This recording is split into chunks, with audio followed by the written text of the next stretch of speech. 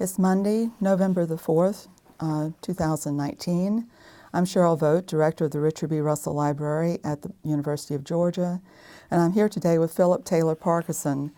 A native of Eastman, Georgia, Dr. Parkerson received his A.B. and M.A. degrees from the University of Georgia before earning his Ph.D. in Latin American Studies from the University of Florida.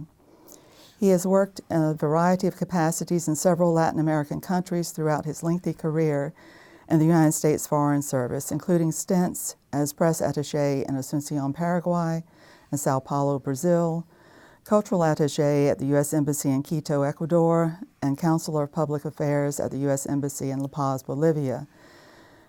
Dr. Parkerson also worked at the U.S. Information Agency and assisted that organization's merger with the U.S. State Department in 1999, and following that, he was stationed in Venezuela. So thank you very much for joining us today in Athens. And since we've known each other for quite some time, I will be referring to you as Phil. That's quite all right, sure. Okay. So what was it like growing up in Eastman, Georgia in the 1950s? Well, first of all, thank you very much for doing this. I appreciate it, and I will do my best to give you the information that you need on for this project. Growing up in Eastman, Georgia in the 1950s, it was pretty typical of the rural South at the time. Segregation was still in full swing, of course. I attended segregated schools until I graduated from high school and came up here to the University of Georgia in 1964. It was for me, quite a nice childhood in a small town. A lot of freedom. You go anywhere, anytime, no problems, and the parents didn't have to worry about us, except for what little pranks we might get involved in. But other than that, there was no threats. I mean, it was very safe, very friendly town. Everybody knew everybody. So it was a very pleasant experience. My family my grandparents had a farm, so I spent a lot of time out there on the farm with them. Didn't learn anything about farming, which I wish today I knew something about, but back then I didn't have much interest in it. But I spent a lot of time out there, and I still have some of that land there, and I love to go out there and just enjoy the peace and quiet in the country still. It was, as I said, a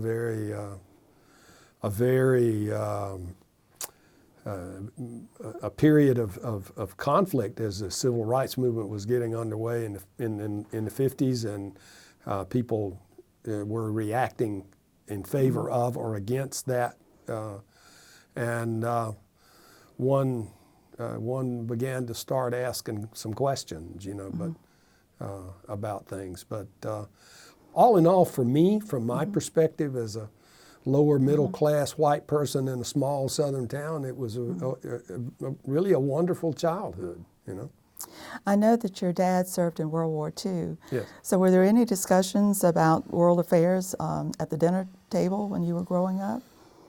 Well, certainly my father was one of those World War II veterans who had no problems talking about his wartime experiences. A lot of them wouldn't talk about it.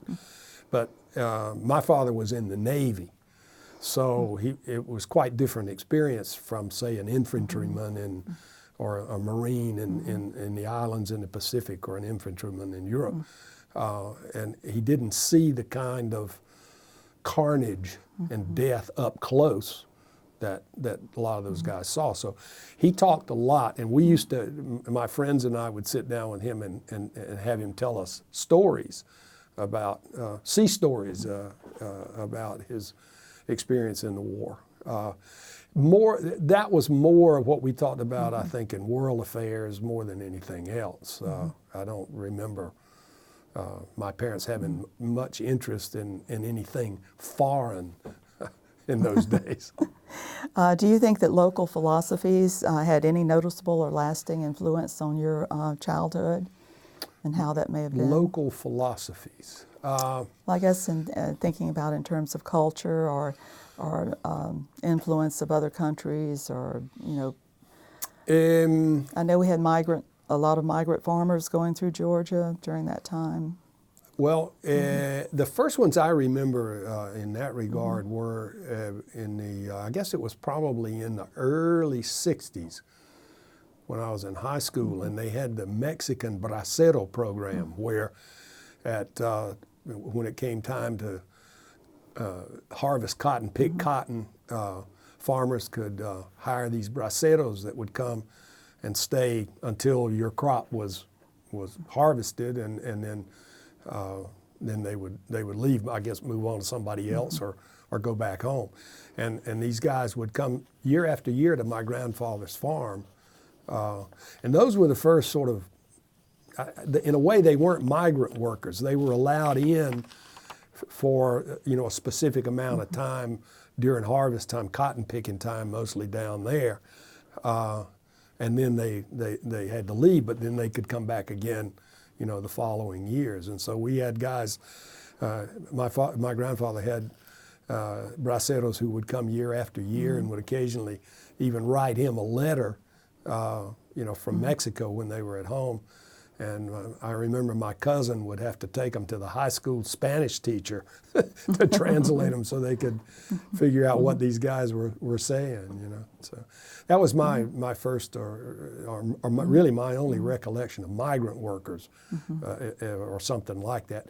The big influx of Mexican migrant workers and Central American migrant workers was a bit later, I think, at least in our area. Yeah, I'm thinking in our area it's probably in the 70s that we really saw the most of that. 80s even, yeah. Yeah. I know that you came to the University of Georgia, and probably at that time that was the place that most Georgians wanted to be if they're going to college, was to the University of Georgia. So you got your bachelor's in journalism and history here. So Yes. What specific events and people had the greatest impact on you while you were in college? Well, the first name that comes to mind is Dean John Drury, the dean of the journalism school, who was a beloved man certainly in the journalism school and probably even wider on the campus. And his class, being in his class, was always a treat. He was a very, very good lecturer and held your attention, and witty and just a great, that was a great experience being with him.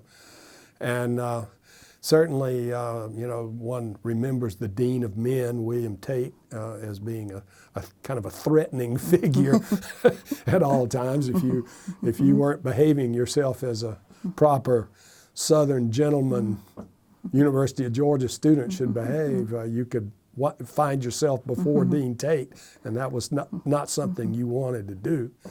And I do remember a history professor by the name of Sheryl Vogt, who I think you know quite well. Yes. Who taught me Latin American history. I took the first Latin American history course I ever had from him in 1967, in the fall of, I think it was in the fall of '67 I took the course. And that's what really got me onto the Latin American studies track that I followed later.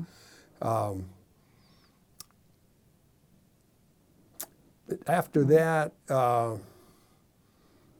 those are the things that I remember. I remember, I think it's another Latin Americanist in the history department. There were two others. I think his name was Richard Murdoch. Yes. Dr. Richard right, Murdoch, yeah. very good, very, very good. And also Dr. Lester Langley, who did U.S. Latin American relations. But I think I had Langley and Murdoch in graduate school in my master's degree. I didn't come across them in undergraduate school, but later when I came back to do, I did a master's in Latin American history here. Right. And of course with John and Dr. Murdoch and Langley, and also Broussard. And Broussard, forget his first name. Ray Broussard, exactly. Right. He directed my master's thesis. And while I was here as a master's student, I got a Fulbright grant to go to Bolivia and do research for a thesis. And it was the first Fulbright grant that was given here at the University of Georgia for some time. And I think that helped me get the grant because they said, hey, we got a candidate from the University of Georgia. You know, let's have a little diversity here. And so I think that probably helped me get a grant. So, and that allowed me to go down and to Bolivia. I was going to do a master's degree on, I'm sorry, master's thesis on an aspect of Bolivian history. And I went down and I was able to extend the grant to a second year and wound up having enough information gathered, research done to not only write the master's thesis, but later on to do my PhD dissertation which I did at the University of Florida some years later. So that was a real experience for me. Before we get on into that, I want to drop back a little bit to your years here at UGA. I know you were in a fraternity while you were here. Yes. And so, do you think how did your college experiences change you? Did you have political outlooks that changed during that time? Very much so. You know, as I say, I had started to kind of wake up to some of the realities of life here in the South, and when I was in high school and that process continued after I came to the University of Georgia, where I was being exposed to a whole lot of new ideas and information, both in my academic program and also just from the people that I met and interacted with. And I know you were interested in sort of the question of where one's political views begin to change and you begin to become somewhat more liberal, because certainly growing up in rural South Georgia, I came from a very conservative area, and so my outlook was still quite conservative when I came here, but I began a process of moving more and more towards the liberal side of things, or the progressive side of things, here at the university. And that came, as I say, both from the academics and from just social interactions with other people with different views and who saw things from perspectives that I did not have. And it began to broaden my perspectives. And I know before you started your graduate work, you actually had a stint in the U.S. Navy. I did, yes. And you went in October of '68. That's right. Right out of graduating from your exactly. undergraduate degree. That's correct. Yeah. When I think it was like January of '68, and it was my senior year, I got a letter from my draft board down in Dodge County saying, Phil, come graduation in June, if you're not enlisted in some branch of the service, you're going to be drafted. And this was, the height of Vietnam, '68, Tet Offensive, all of that stuff that year. That was really the turning point, I think, in Vietnam, the climax, sort of, let's say. I didn't want to go, I didn't want to get drafted and get sent over there and be slopping around in the rice paddies. And so I went out and joined the Navy. My roommates and I was living in an apartment with 3 fraternity brothers, and we all went down here to downtown Athens to the Navy recruiter to join the Navy. My dad was in the Navy, and he always told me, if you go in the military, go to the Navy, because you get 3 hots and a cot, right? And you're not living in a foxhole, right? So, I always thought, if I ever did the military, it would be the Navy, because I was so admired my dad and his Navy experience. And so we all went down, and the recruiter told us, look, guys, I'm really sorry. I'd love to sign you up. But he said the Navy is so swamped with junior officers that we just don't really have, any need for you. But he gave us the idea of going over to the Naval Air Station at Marietta and joining the Navy in the aviation part of the Navy, which was a whole separate program from the basic sort of Navy line officer, what the Navy calls Black Shoe Navy. And we went and joined the aviation program, which is the Brown Shoe Navy, they call it. And they scoffed us all up right away. All 4 of us signed up. And then I went into the Navy actually in October of 1968. I spent the summer working at the Sears Roebuck Catalog Service Center, or whatever they called it, over in Atlanta on Ponce de Leon, as they say in Atlanta. I worked there in sort of their junior executive trainee program for the summer. And then at the end, I said, well, guys, I'm not staying with you. I got to go in the Navy. So in October, I went in the Navy and went down to Pensacola for Aviation Officer Candidate School. And what was your experience in the Navy? Oh, that was, if you ever saw the movie An Officer and a Gentleman with Richard Gere and what was the guy's name that played the Marine drill instructor? Lou Gossett Jr. Yeah. Lou Gossett Jr. got an Academy Award for that performance as the Marine drill instructor, and it was it was exactly the way it was at Pensacola. I remember we got down there, and the first 2 weeks you spend in what they call the indoctrination battalion, where they were taking away your identity as an individual and making you into a part of the military, and it was quite an experience, those 2 weeks. It was almost like being a prisoner of war at times. They treated you very, very roughly and denied you sleep and all sorts of things. Kind of like a fraternity initiation, but it went on for 2 weeks instead of for a couple of days. And at the end of that, then you went to your regular training battalion that you were in through the whole the OCS course. And I know that so there would be 2 classes there, and when we come in as the newbies, there was a class ahead of us, and they were already old hands. They knew way more about what was going on there than we did, and they kept telling us, you better hope and pray that you do not get, as your drill instructor, Gunnery Sergeant Rufus J. Washington, because he's the meanest mother in the valley, they used to say, and he'll make your life a living hell. And so the day that we finished that indoctrination battalion, after 2 weeks, we fell out to go to our regular battalion. And who do we have standing in front of us but Gunnery Sergeant Rufus J. Washington. And he was a highly wired individual, as they say in the Marine Corps. And he was very much, Gossett, I almost thought, he must have patterned his persona in this film on Washington, and Washington was tough, but they did the job. The idea was to teach you attention to detail, because that's the watchword in naval aviation: attention to detail, and other things, just getting you into military life and discipline. So that the aviation, the officer candidate school part of it left a lasting impression on me. And later in life, I always felt kind of cheated in the embassies where we had Marine security guards.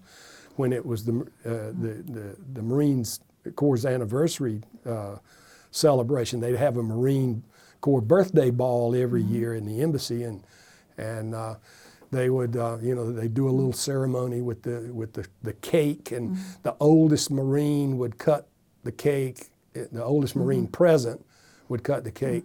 And it's in the Marine Corps, it's once a Marine, always a Marine. So you'd have these guys, had long since retired, 60, 70-year-old guys cutting the cake. And the youngest Marine got the first piece of cake.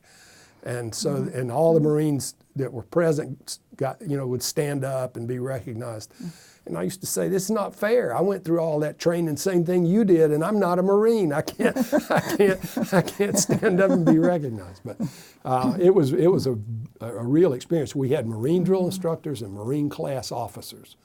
And we used to tell them, hey, wait a minute, we joined the Navy. What's this Marine Corps stuff, right? But when you came out, they made a man out of you, I guarantee you. And it was quite an experience. So how long were you in for? Well, I actually served 2 years. We had, at that time, you had a 5-year obligation by virtue of being in that program. because the training was so expensive, and it would take probably a couple of years to complete pilot training or the other thing that they call is basically the navigator, electronic warfare, the guys that weren't pilots but that were also in the cockpit with the pilots and so forth. It would take about 2 years to finish that program, and then they wanted at least 3 years of service out of you to get their money's worth, because it was expensive. But I wound up getting out after 2 years because I developed a medical problem that kept me either in the hospital or attached to the hospital for almost a year of the time I was in the service, about 10 months altogether. And when I got out, my surgeon told me, look, you should not continue flying, because I'd had a problem. This problem kept recurring, and he said flying is going to aggravate it. And so I got out. I didn't complete the program. So I was in for 2 years. I came out as a lieutenant junior grade after 2 years of service. So. And so that's when you decided to go back to school? Yes.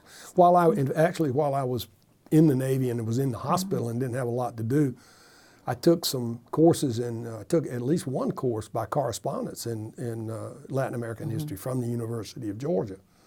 And then, start to kind of get a leg up get a little bit more history under my belt before because I knew I wanted to go to graduate school before I got out and came back up here. Now, when you came back to school, you were married, is that right? I was, yeah. Yeah, I got married right after I got out. I got out of the Navy, and first thing I did was I went to Bolivia, and I already knew Alicia, and we were corresponding, and went down for 3 or 4 months and got married, and then we came back, and then a year after we got married and came back to the States, I came up here and started graduate school. What's interesting to me is that you met her, instead of meeting her in Bolivia, you actually met her in South Georgia. I met her in Eastman, Georgia. Well, actually, the first time I ever saw her was in Dublin. I went to Mass at the Catholic Church in Dublin.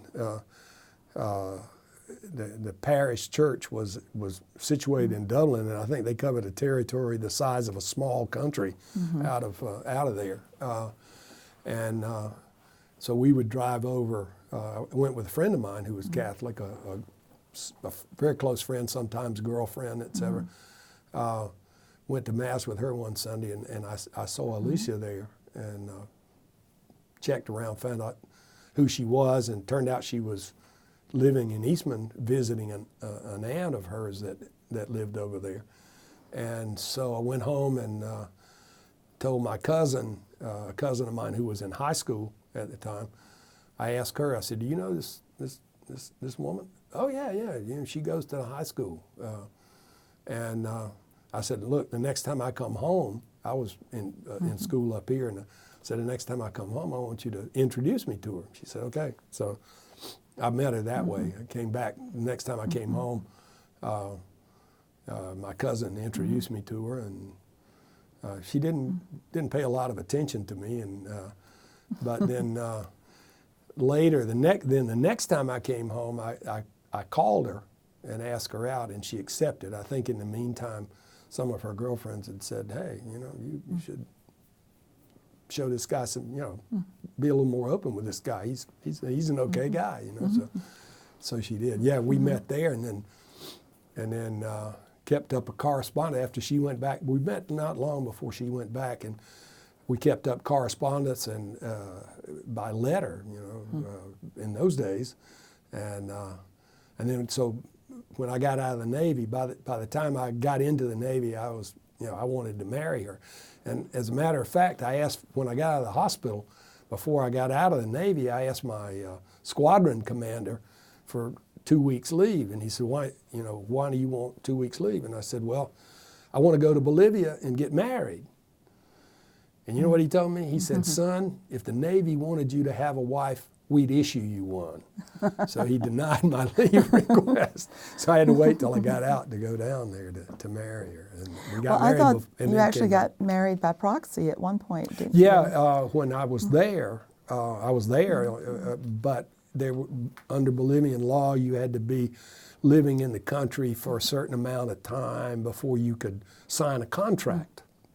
And if you did not have that time living there, then you had to do it by proxy. So I gave somebody a power of attorney, a friend of mine, a Bolivian friend of mine, power of attorney for the civil ceremony. And so I sat in the audience and watched myself get married with him standing up with the notary guy that was doing the ceremony with Alicia. So, yeah. So then she came back with you when you came back for your master's Yes. here at Georgia. Right. And so y'all were here for about 3 years or 4? No, less than that. I was here actually taking classes and so forth for, that was in 70. So you graduated in 73. 71. I came up in 71 because we got married in 70, and I taught school in Dublin for a year, and then came up here in the fall of 71. And then in the fall of 72, I'd done all of my classwork for the master's. I just needed to do the thesis. And in the fall of 72, I got a Fulbright grant to go to Bolivia and was down there doing research for 2 years. And then came back. While I was there, I came back, I guess after the first year, and defended the thesis or presented the thesis and got my degree, I guess. And then went back for the second year. But yeah, so all told, it would have been a couple of years that I was actually a graduate student, even though one of those years was down in Bolivia doing research. Right. And so you said that you got enough research for both your master's and your PhD, and that was on Santa Cruz, is that right? Yeah, on Andres Santa Cruz, who was the president of Bolivia, had been president of Peru, and then created the Peru-Bolivia Confederation that lasted 4 or 5 years and then collapsed under foreign pressure and internal pressure. So during this time, you were learning Spanish, or had you already learned Spanish, or were you just improving it? Yeah, I started learning Spanish when I spent, like I say, those 3 or 4 months in Bolivia before I got married. And then, of course, with Alicia and studying Latin American history and reading and so forth. I never took any classes in Spanish per se, but just picked it up that way. And then, of course, when we went back and stayed for 2 years with that Fulbright, my Spanish got to be quite good, actually. Yeah. And I would think that those 2 years in Bolivia would be really eye-opening for world affairs. Absolutely. I remember the first time I went down there in the fall of '67. First time I had been outside the United States, it was like, to me, it was like coming from Georgia. It was like going to the moon or something, to a whole different planet. It really impacted me very much, and I fell very much in love with the country the first time I got there. It was so different. It's so Indian, so Native American, I guess, to be politically correct. Bolivia has, it's one of the most Indian of all the Latin American countries, and therefore the least Western. So it was really different. And then, of course, the geography, the topography. I spent most of my time in La Paz, way up in the Andes, and it was very, very different place. So, and then just seeing a whole different culture and a whole different way of looking at things really was an eye opener, and convinced me that I very much did want to do Latin American studies. I'd always had some interest in it because growing up I was very much interested in American Indians, and I read everything I could get my hands on about Native Americans from North America and South America, and so I had some interest in it from that, and then having met her made me even more interested in learning about Latin America as to where she was coming from, and it just one thing led to another, and I wound up following that route for the rest of my academic career. I've heard you say that living in Bolivia taught you patience. Yes, yeah. You have to learn. I mean, the whole sense of time is very different in Latin or Hispanic culture than it is in Anglo-Saxon culture,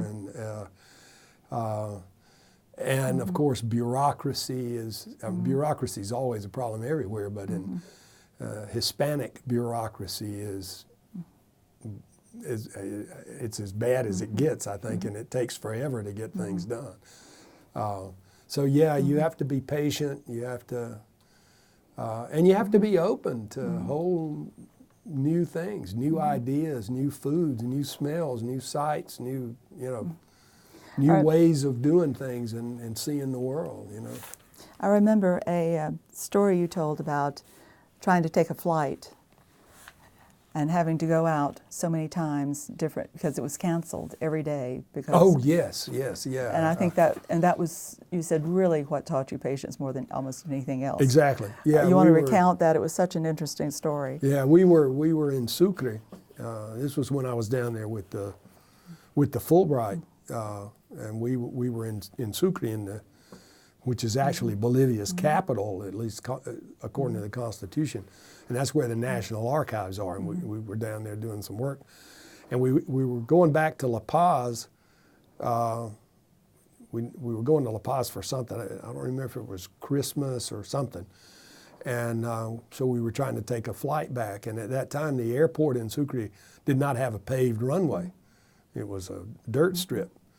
And it was a rainy, it must have been Christmas because it was a rainy season, and the summer's down there when it rains. And so the landing strip, the runway was muddy and the flights couldn't land. And so every day you would go to the airline office in downtown Sucre, and they'd say, well, the flight is going to go at whatever time, 11 o'clock or 2 o'clock in the afternoon or whatever. Or they would tell you, we will have further information at a certain time. And so you'd go back and then, and every day the flight would get canceled, they would say. And I remember one day they said, well, okay, go to the airport. The flight's going to be here in like an hour or 2 hours, whatever it was in short time. So we want everybody to go to the airport to get ready to board the plane. So we, took a taxi, I guess, out to the airport. Got out there and the plane didn't come, and it turned out they had decided to go to another city, Tarija, which is right down on the Argentine border in the south, and also a dirt strip, and they landed, and the plane got bogged down in the mud on the landing strip in Tarija, and it couldn't come to Sucre. And so I think we finally, and you couldn't, there were no trains coming in, there were no buses going out. There were almost there was only one paved highway in the whole country at that time. And so with all the rains that year, Sucre was just totally isolated. And I honestly don't really remember how we finally got out. I don't know if we got out on a bus or if they finally got an airplane in there. I just don't remember. I think they got an airplane in, and it was a DC-3. And we flew out, it was at Christmas time, and Alicia was pregnant with our first child.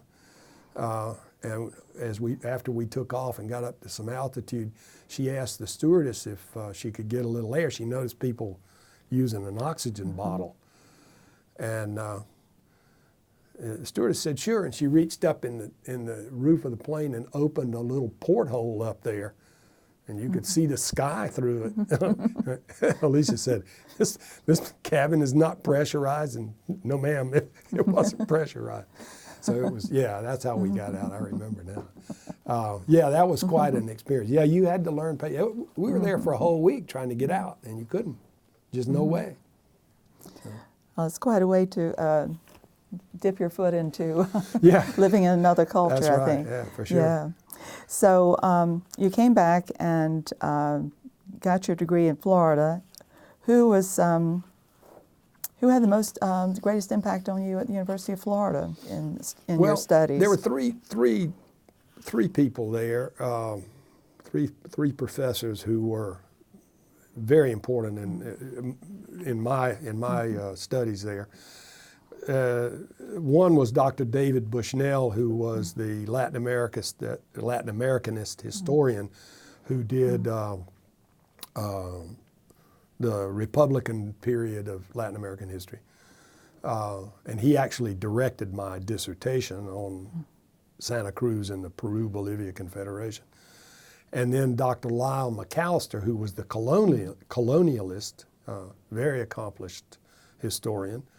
And then Dr. William Carter, who was the director of the Center for Latin American Studies, an anthropologist and a Bolivianist, who I took quite a bit of courses and quite a few courses in anthropology and sociology to get a certificate of Latin American Studies with my PhD in history.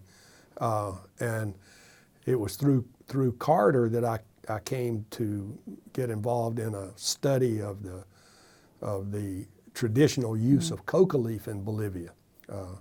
That took us back to Bolivia for a couple of years to do research on the history of coca leaf in the country. So those three, more than anybody else. I mean, there were a lot of very good professors. I remember my professor of U.S. history, Dr. Norman Walensky, excellent. But Bushnell, McAllister, and Carter. Another guy that I had some dealings with was Charles Wagley, a very famous U.S. anthropologist, Latin Americanist guy who had been at Columbia his whole career, and then he sort of came down to Gainesville, and that was kind of his retirement post before he retired. And Wagley was a very, very interesting fellow that I did some work with. And then there was another political science professor, Andres Suarez, who was Cuban. And I worked with him. He edited a portion of the Handbook of Latin American Studies that had to do with political science. And I had an assistantship with him one year and helped him do the little blurbs that he had to do on the books that they sent him from the Library of Congress for the Handbook of Latin American Studies. And I helped, reading those books and writing up those blurbs with him, and which he would then check over and everything. And so those guys were really the most important people that I dealt with. And then, of course, Professor Felicity Trueblood, who was the secretary, what do they call it? She was the Latin American Studies Association General Secretary. She ran the office that was at that time based at the University of Florida for the Latin American Studies Association. And one year I had an assistantship working for her, and we organized the Latin American Studies Association conference, which was held in Atlanta that year. And then we had to come up here when the conference was being held and make the thing work while we were there. So those people were very, very influential. I would say that probably William Carter, you were involved in that study grant, were you not? Right. That was the one on the study of the coca leaf. That's right, yeah. And you want to talk a little bit about that study, what y'all discovered? That was a very interesting thing. The National Institute on Drug Abuse, which is part of the National Institutes of Health up in Bethesda, Maryland, contacted Carter. This would have been in 76, 77, I guess, 76. And they said the U.S. government was we're going to begin a policy of eradicating coca cultivation in Bolivia because of the whole cocaine thing. This was when cocaine was starting to become a big problem here in the United States. And a lot of it was coming out of Bolivia, which is one of the major producers of coca leaf in South America.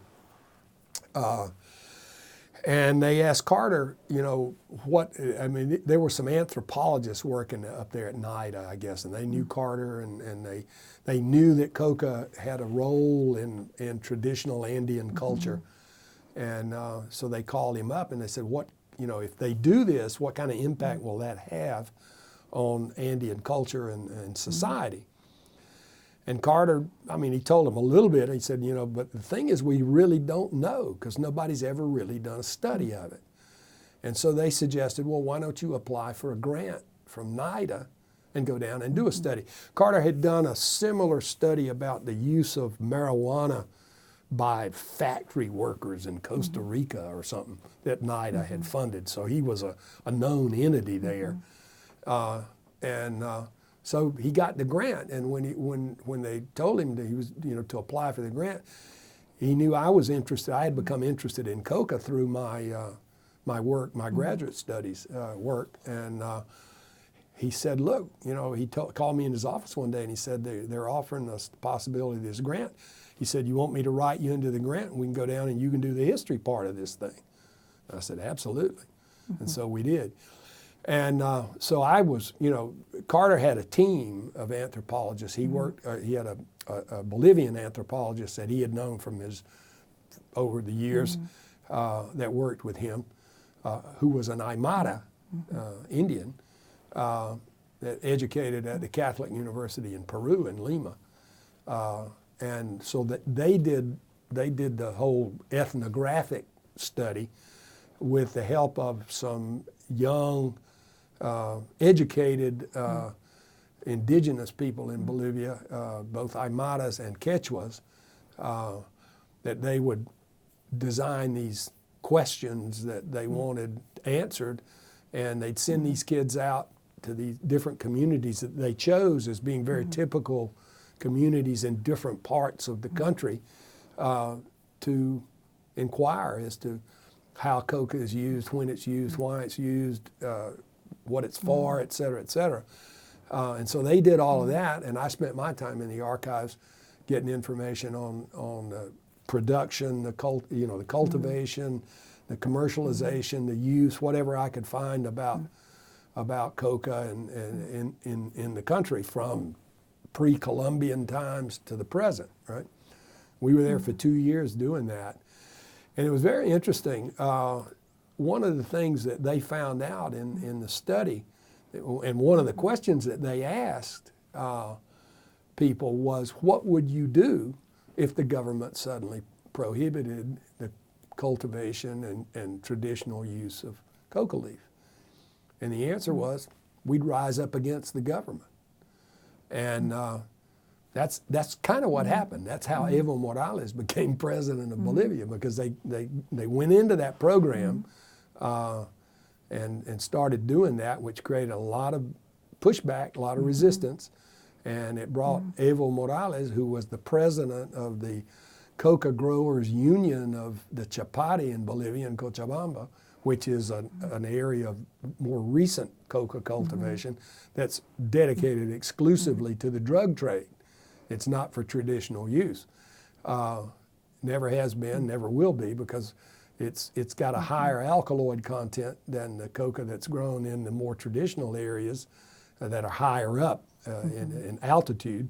And the people don't like to chew it because they say it's too bitter. The alkaloid makes it taste bitter, and they don't like it, so they don't use it for that. But that's what brought him made him famous, or made him well known, and got him involved in politics, and wound up being president. So, but basically what we discovered was that coca was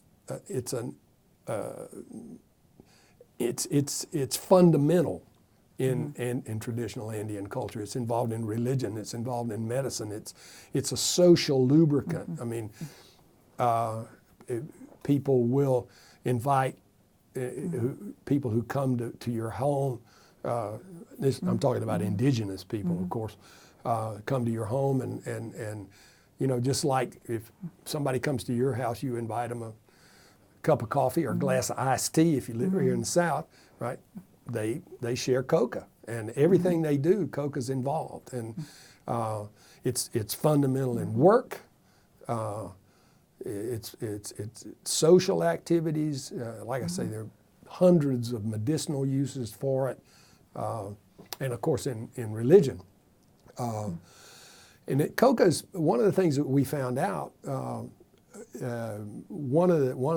Another anthropologist who was from a Canadian university came down, and he had been doing some work on it. It started in Peru, and he was looking at why people use coca when they're working. And what he had come up with was that chewing coca, and this was based on some work that had been done in Peru much earlier too, when you chew coca, the cocaine and the alkaloids, there's 13 alkaloids in the coca leaf, cocaine being the principal one, the greatest content. But when you chew it and it's metabolized orally, it converts to, I think it becomes echinine. And echinine will help the body assimilate carbohydrates and convert them to glucose in the blood. So it gives you an energy boost. And that coincides with what the indigenous people had been telling Westerners ever since the Spanish conquistadors showed up, and they said, why do you chew this disgusting leaf? And they said, it takes away hunger, because your blood sugar level goes down, you feel hungry. You chew coca leaf, 15 minutes, it's back to normal. Your blood sugar goes back to normal. And so this anthropologist was working on that and why it's used in connection with work. And the Andean diet is basically carbohydrates. It's very heavy on carbohydrates, potatoes, some corn and so forth. And doing heavy exercise or work, manual labor at high altitude is very stressful on the body. And if you get into a hypoglycemic condition, you can die at high altitude and while you're exerting yourself physically. And so that was part of their adaptation to living in those high areas of the Andes. It was essential, and obviously becomes sacred to them and becomes very much part of the religion. So that was, we found out, and like I say, they said, if you try to take it away from us, we're going to rise up, and they did. Yeah. They sure did. So. I think that's what traditionally, we just have not understood about some other cultures where Right. these things really are part of their life. Yeah. Yeah. And people will tell you coca is, it's a drug and so forth. Okay, yeah, it's got a drug in it, but coffee has caffeine in it, which is an alkaloid that's almost, in terms of its chemical structure, is almost identical to cocaine. And so, for example, everybody in Bolivia and highland Peru and so forth drink coca tea. They make tea out of coca, and it's you drink that usually as a substitute, what many people would use coffee for, particularly after a meal, because it's very good for the digestion. It's good for the altitude sickness because it stimulates your central nervous system and your metabolism and your heart, and so your oxygen, your blood circulating more and getting the oxygen to your body, so it helps with altitude.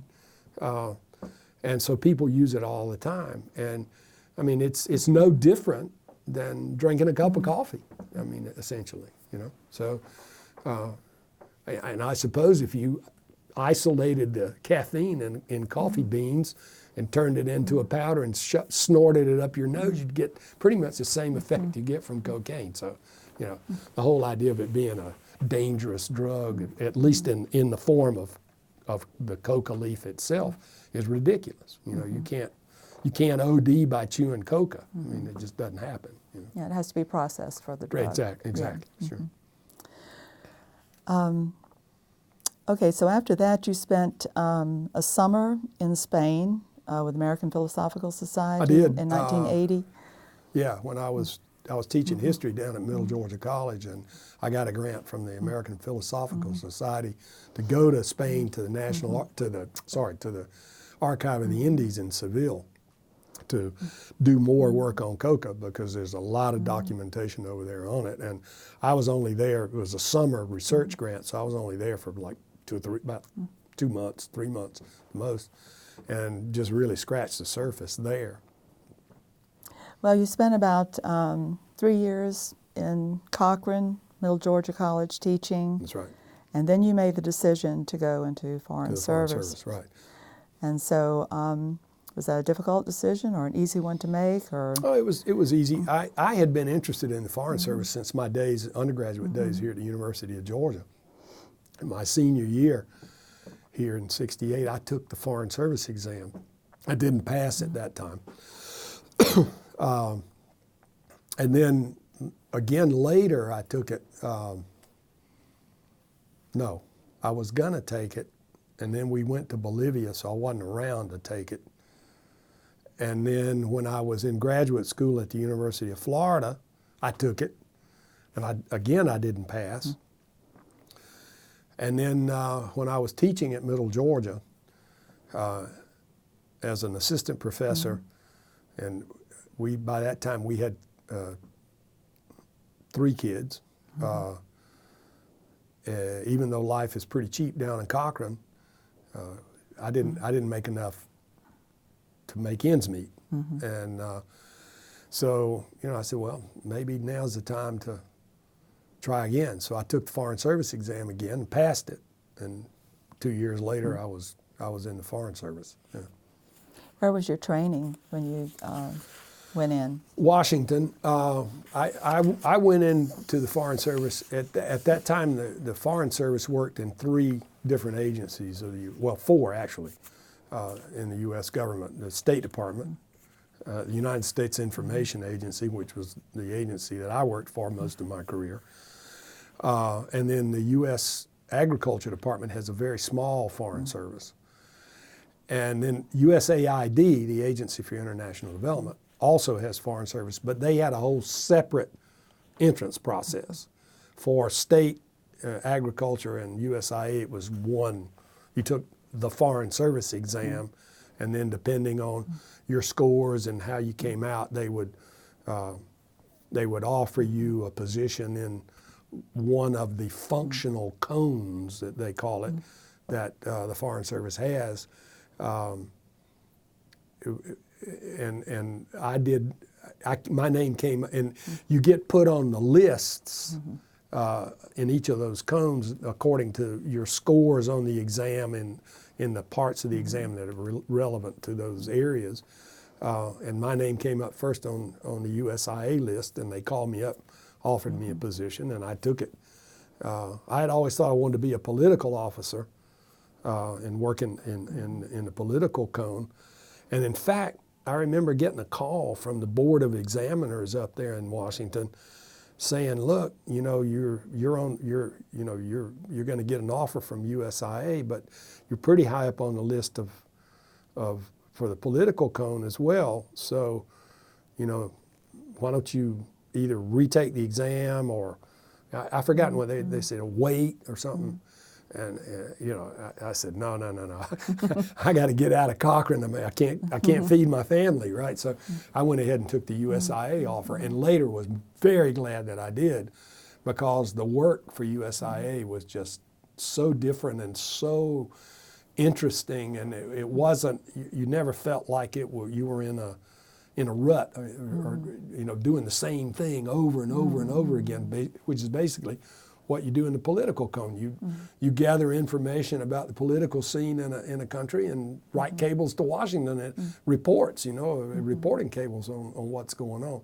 But with the work at USIA, you were always doing something different, and it was all very interesting, and really fun. And one of the things about it, particularly on the cultural side of things at USIA, which I guess we should explain a little bit more about that before talk about this, but that side of things, you felt like, at least in Latin American countries, we would do things that you felt like you were helping the country itself by helping to develop their universities or their museums or something, by exposing them to experts brought in from the U.S. or sending people up to visit U.S. institutions so they could learn about how to do what they did better, and so you were doing something for your country, but also helping the country that you were serving in at the same time. So I really liked that a lot, and I was really glad I wound up with USIA. So your first assignment post was as press attaché at the U.S. Embassy at Asunción, Paraguay, and you were there from 1984 to 87. So as a press attaché and USIA, what exactly did you do? The press officer of the embassy, or press attaché, we in the service you're referred to as the press officer, or the cultural affairs officer, or the public affairs officer. The sort of outside the embassy, you're known more as an attaché, of course. At least as USIA went. The press officer is in charge of dealing with the local media and is the press spokesman for the embassy, and getting information into the hands of local media that explain or give more information about U.S. policies that are of interest in promoting in the country, so that they have a better idea of what U.S. policy on a given issue is. The idea being USIA was designed to be essentially a propaganda agency in the sense of trying to create a positive image of the United States abroad. And we did that not only through press work, but through cultural work and exchange programs. The Fulbright program was we handled that. So you had people-to-people exchanges, and it was people-to-people. It wasn't so much government to government, which is more what the State Department folks did. But we were developing relationship people-to-people, but with a focus of influencing people's and influencing public opinion in favor of U.S. policy and positions on issues that would then reflect back on their government and encourage their government to be supportive. So that was essentially USIA's role. And I said propaganda, which we never like to use that term because people have this negative connotation of propaganda because of the Nazis and Soviet disinformation and all of that, where they lie. And we did not lie, because the first time you get caught in a lie, your credibility's shot, and then there's no, you're done, right? So we would show people the United States. We like to say warts and all. We'd bring people up on international visitor grants, and they would want to see American Indian reservations, or they would want to, visit ghettos, or in cities, or whatever. We showed them what was of interest to them, so that they tried to give them as good a picture of the United States as we could during the time they were here on the program. So to me, that was very rewarding. Those people to people kind of work, and but the press officer's job was to get information to the media that they needed in order to cover stories related to the United States or U.S. foreign policy or that sort of thing. And that's what I did. And then we also would deal with visiting American journalists who came to the country to do reporting.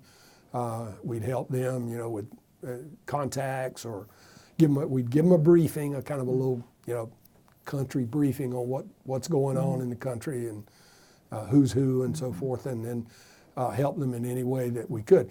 A lot of the journalists would come and they didn't want to seem to be being influenced by the U.S. government, so they'd kind of keep you at arm's length. In fact, most of them did that. But they would almost all would come in for a briefing and or call you and say, "Hey, do you know so and so? Yeah, could you help me get an appointment?" Or things like that. So that was basically what a press officer did, and that's what I did in Paraguay. Well, I know when you arrived in Paraguay, and this was in 1984, so the mid-'80s, Stroessner was still in power. That's right. He was a well-known dictator at the time. Yeah, he'd been in power about 30 years, more or less, by the time I got there. In fact, maybe a little more. So what was the situation considered to be in Paraguay at that time? What were U.S. interests in Paraguay? Well, as I say, Stroessner had been in power 30 years, and so he pretty much had that country under control. There was no political opposition to speak of. I mean, what opposition parties that ever existed were totally bought off and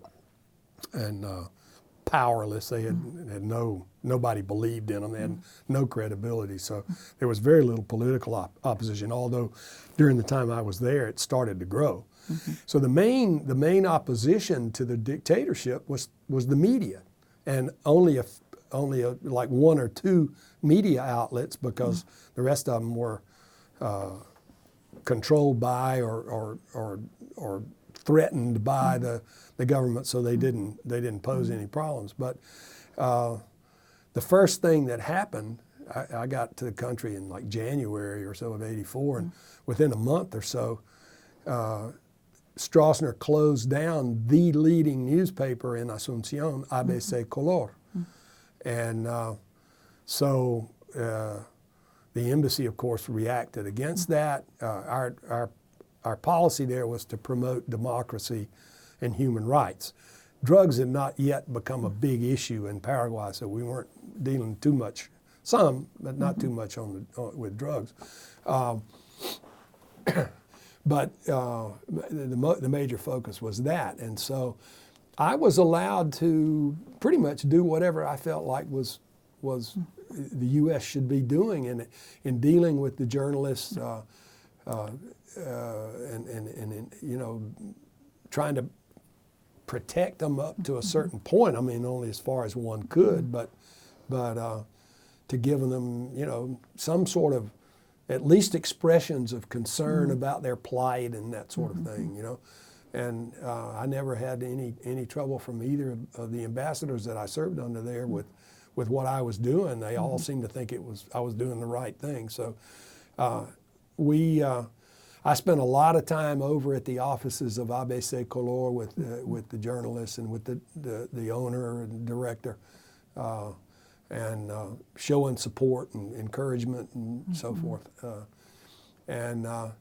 I know the ambassador, when I went in, was a political appointee, Ambassador Arthur Davis.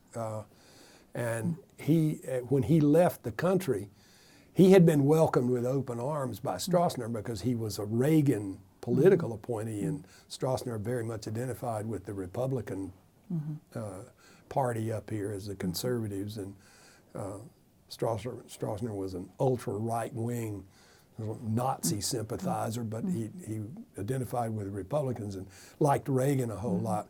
And so he saw Ambassador Davis as the personal representative of President Reagan, which he is. That's what the ambassador is, right? But not necessarily Davis was not necessarily a personal friend of Reagan's or anything. I don't even think they really knew each other, but Davis knew somebody who did know Reagan, and he got the appointment. But Davis took a very firm stand on the right, the freedom of the press when they closed down ABC.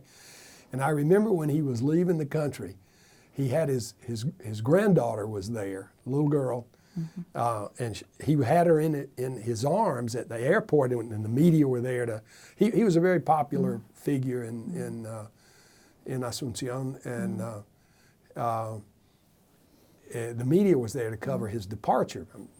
They do that in Asunción anyway. When a U.S. ambassador leaves, that's a big deal, right?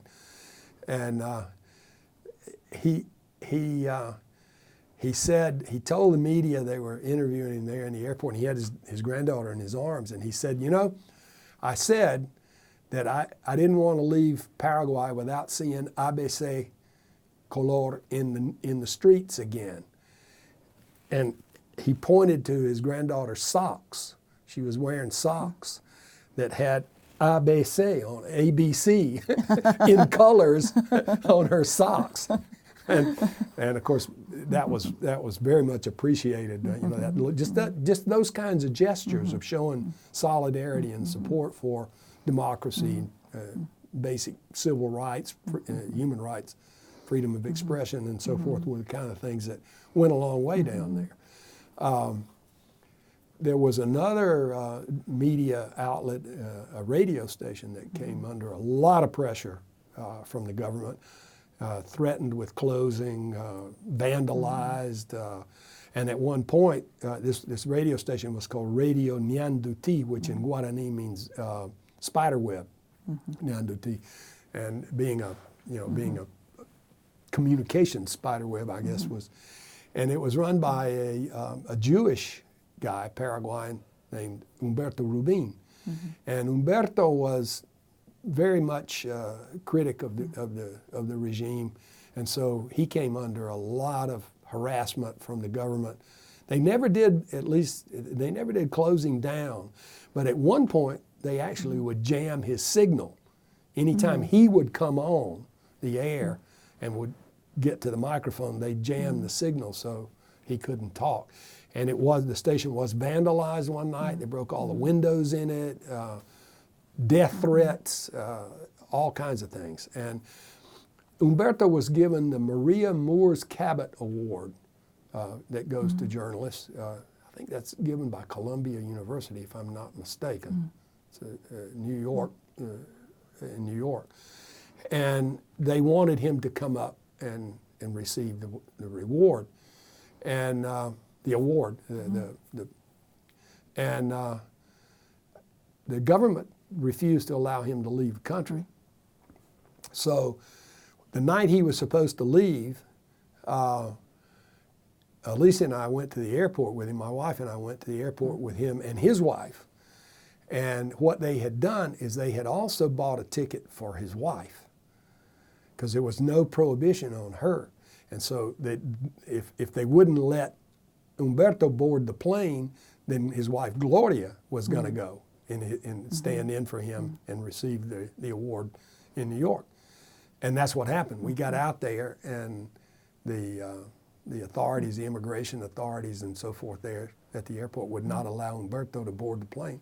So Gloria boarded the plane, and she got the award. And then when she returned, we went out with Humberto to receive her, because we knew there were going to be problems, and we had access into the controlled area of the airport as diplomats. We could get in there, and you could stand like right at the end of the jetway where people were coming off the plane before they got to immigration and customs. So we were waiting for her there when she came off the plane. Humberto couldn't go in there, of course, but we did. And we saw her through immigration and customs and out to the car. And while we were in there, there were a group of people, men and women, who came in there who were dressed like civilians, just looked like ordinary people, but they were secret police is what they were. And we spotted them right away. And so Alicia said, we've got to follow the Rubins home, because it was at night, late at night, and something could happen to them. And so they pulled out ahead of us, and we went and got our car and followed them. And as soon as they pulled out, this vehicle with these people, this group of people, there were 4 or 5 of them maybe, pulled out right behind them. And so we got in our car and chased them, and I got between that vehicle and Humberto, and we followed him all the way home. And at one point, that vehicle, they stayed right on our tail all the way home and back to Humberto's house almost. But before we got to their house, on a big avenue there, that vehicle turned off. I guess they figured we were going to follow them home, and they weren't going to do anything. What they were going to do, I have no idea. What would they have done if we hadn't been there? Who knows? But that they were there to harass and be seen, at least they were. And so, we did things like that, and the embassy none of the ambassadors, anybody ever said anything about me doing those kinds of things, which were, a lot of that kind of stuff is sort of above and beyond, really. But that was our main focus, was defending freedom of the press, and that was my job. So it was a very interesting time. I also did a lot of cultural work in Paraguay as well. We were a small embassy, we had 3 officers in USIS, it was called, USIA, U.S. Information Agency in Washington, and in the embassies we were known as the United States Information Service, USIS. And there were 3 of us, the public affairs officer, the boss, cultural affairs officer, and the press officer, me. But the cultural affairs officer was also director of the Binational Center, which was a full-time job. Right. So she would set up programs, speakers programs, performing arts programs, whatever. But she didn't really have much time to manage those programs once they arrived in the country. So I did a lot of that, and we did something. We had Jerry Mulligan come in and perform for us. We did a lot of things, a lot of speakers. We were doing a lot in economics and at the time, and sort of, economic freedom and that sort of thing, with the idea that as people, as the economy develops and people have more economic power, they're going to want to have more political power as well. It was all subtly designed to sort of pull the rug out from under the dictatorship. And Stroessner was a very intelligent man, and it was not lost on him at all. And he did not like it. And we had real problems, particularly after Davis left. Then a career Foreign Service officer came in as ambassador, Clyde Taylor, who was an excellent officer. And Taylor was, from the time he got there, from the day he got off the airplane, he was seen by Stroessner as some sort of an affront or a rejection of him, I think. Having his personal representative of President Reagan being replaced by a career officer seemed to him to be sort of a demotion of something. Yeah, right. Slap in the face or something, or a threat. I think he saw it more as a threat. And so he was very hostile to Taylor. And Taylor was essentially shut out of access to the government. He did not have access. And so he basically dedicated himself to things that we did in USIS or the Peace Corps. There was a big Peace Corps contingent in Paraguay at the time.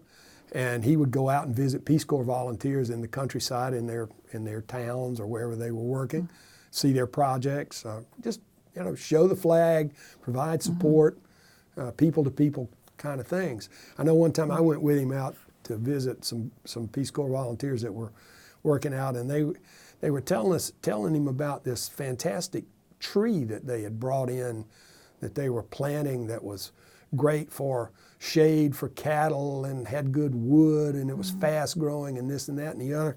And they took us out and they showed us the tree.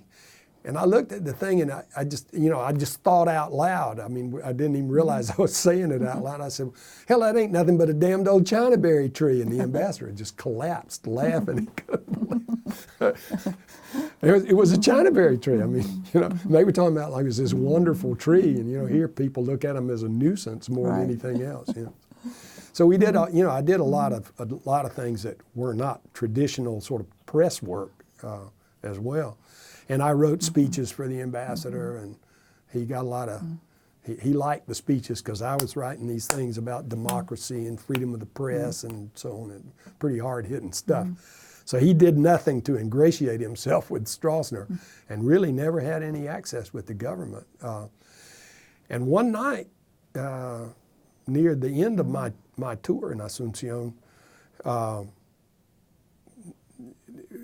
he and we were essentially attacked by the police. There was a group of women called Women for Democracy, society women who wanted a change in the political situation in Paraguay. They wanted to move to a democracy, and they were organized and trying to work for that sort of thing. And they had a cocktail party one evening at the home, at one of the ladies' homes in Asunción, very, very nice place. And it was in Ambassador Taylor's honor. And the deputy chief of mission was invited, and Alicia and I were invited And don't remember if there was anybody else I don't think there was anybody else from the embassy there. At least I don't remember. But when we got to the place, the whole block where this house was ringed up by Paraguayan policemen, and they were not allowing people in. And so we went up to the police, along with a diplomat from the Argentine embassy, a woman. I think she was the deputy chief of mission of the Argentine embassy. We went up and said, we showed them our diplomatic ID cards and said, well, we're diplomats. You can't stop us from going about our business, and this is. So they let us through, but they wouldn't let the general public people who were invited to the party through. And so when we got down to the house, about half a block down the street, there were some people already in there that had gotten there, I guess, before the police cordon was set up. And I remember we were outdoors. I mean, in Paraguay it's very hot, and so most entertaining was done in the garden, in the yard of the house, right? We were in the back garden, and I noticed over the wall was kind of low, and I noticed a policeman kind of peering over the wall in there. And all of a sudden they lobbed a tear gas grenade over in there where we were. And so everybody went into the house to get away from the tear gas, right? They closed the doors, but Paraguayan homes were made to let the air in, not keep it out. So the tear gas was coming in. And it was really nasty. It was pepper gas. And it stung your skin and your eyes. And it was really awful. So I was talking to the deputy chief of mission that called me over, and he said, we got to get the ambassador out of here. They let them through because they came in their cars, and he said, we got to get the ambassador out. What do we do? And I said, well, I said, why don't we call the Marines and have the Marines come, which is a big no-no. Those Marines are not supposed to be off that embassy compound in any kind of official capacity other than ceremonial, and they certainly aren't supposed to come off a compound bearing weapons. But they sent a big Suburban out there with a couple of Marines and a driver, and those kids were armed when they came out there. Fortunately, though, they just passed on. By the time they got there, the ambassador's driver, they spoke to him, and he came in the ambassador's car, which was an armored Cadillac. He came in, and the police let him through, and we got the ambassador and his wife in there, and they took off. And then we walked out to the street, and as we got out to the street where the police cordon was, we saw the truck, the Suburban drive by, and we just waved them on. So nobody realized they were there. But if somebody had seen those, we could have had a real problem with the government, because they weren't supposed to do that kind of thing. But we got out of there. So that was a real interesting, being with the U.S. ambassador and being tear gassed because it was the U.S. ambassador was quite an experience. And was any of that reported in the news that had taken place? I don't remember. I wish Alicia was here. She's got a better memory. She would remember whether it came out in the news. I'm sure it did, because there were journalists invited to that event, and I'm sure it probably did. And I understand that while you were in Paraguay, you had someone who actually listened into your home phone. Oh yes, yeah. That was just a very common thing. Yeah, and Alicia came to kind of know the guy, sort of, in a way, the guy that was on the other end listening. I know one time some friends of ours, the Vogts from Athens, were interested in adopting a child, and Alicia was helping them with that down there. And she was on the phone one night with you, right. and you said, wait, let me go call John so he can hear this too. And so you went away, and there was like silence on the line for a while. And so the listener at some point said, he says to her in Spanish, ma'am, are you finished? Are you going to keep talking? He wanted to turn his tape recorder off, I guess, you know, because you could hear the tape recorder. It was one of those reel-to-reel that you could hear it, you know, when you were sitting on the phone. And she said, no. She said, when I finish, I'll hang up. That way you'll know. He said, oh, okay. So then you came back and you continued the conversation. And, you know, before we left, the day we left, we were getting in the vehicles to go to the airport. And Alicia said, wait a minute. And she said, I'm going back in the house for a minute.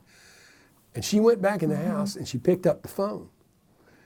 And so the listener, you know, started taping, right?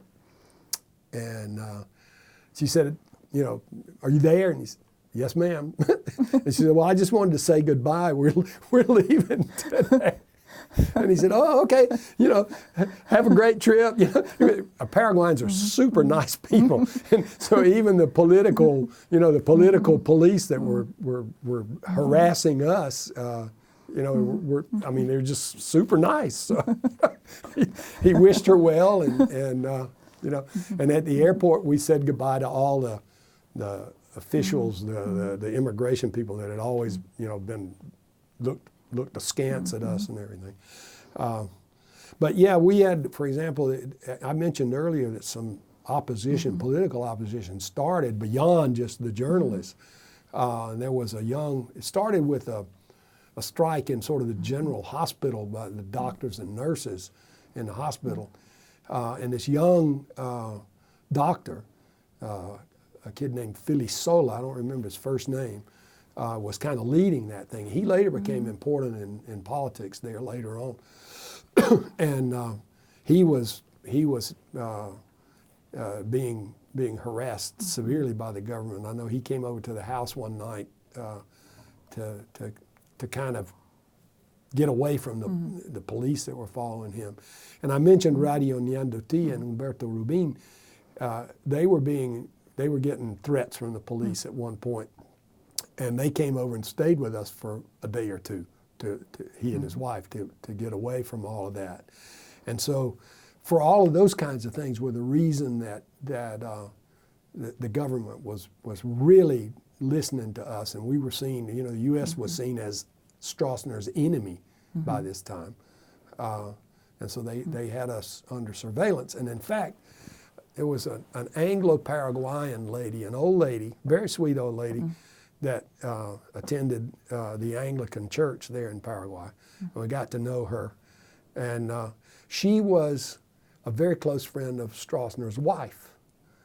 And she warned us. She called one day and she said that, you know, she wanted to let us know that we needed to be very careful, that we were under very close surveillance by the government, and that she was concerned about our safety.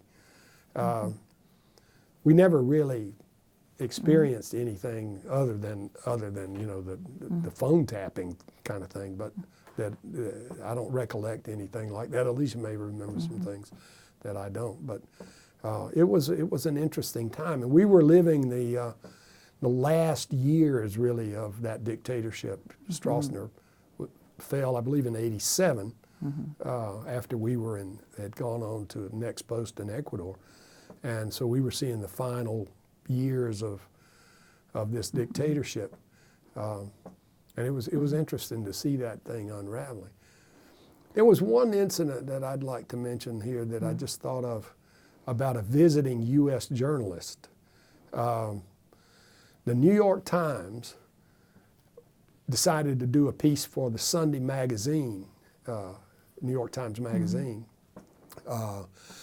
and they sent on Paraguay and the Stroessner regime, and you know, this was a time when Joseph Mengele was down in Paraguay and Brazil and Argentina, right in there where the three countries come together. He basically lived in most of the time he lived in Paraguay, and Alicia came back one day. I remember she had gone to the butcher shop, and it was a German butcher. And this was right after Mengele had supposedly been found dead in Brazil, that he had supposedly drowned several years earlier in Brazil. And this came out in the news, and Alicia was talking with her butcher, who was a German Paraguayan guy. And there were a lot of ex-Nazis around, Nazis around Paraguay. And but this guy said, she said something about that to him. And he said, "Oh, that's ridiculous." He said, "I saw Mengele down in Encarnacion about a week ago. He's still around, And so that may have been true, because I know this guy came down and was doing a book on Mengele. And he said that he was not convinced that the body that supposedly was Mengele that was discovered in Brazil was him, because the family owned like a farm implement company in Germany, and that they had never settled up the inheritance, because why? Why not? I mean, if the guy's dead, why don't they go ahead and settle it up? But he seemed to think that that was an indication that Mengele had not drowned in Brazil several years ago.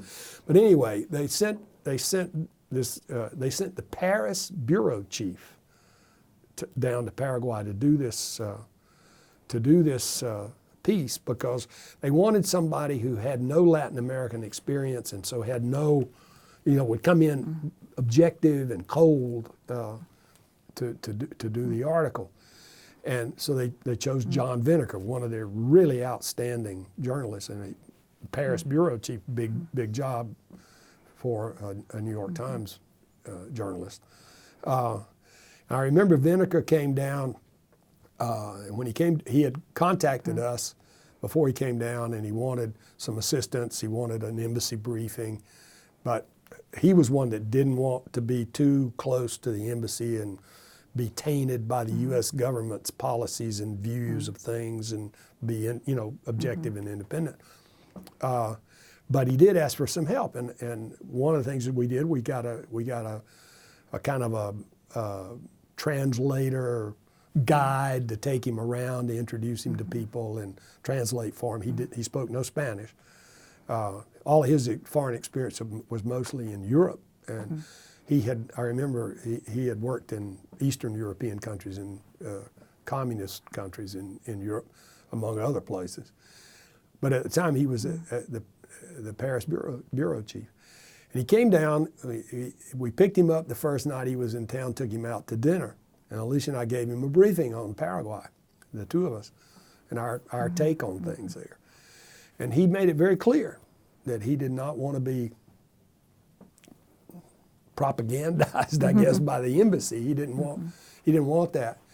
And he said, "Look, I've spent a lot of time working in countries under dictators, communist dictatorships in Eastern Europe."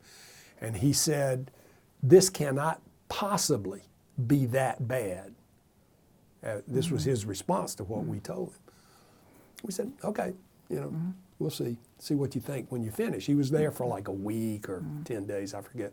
Not very long, but a while.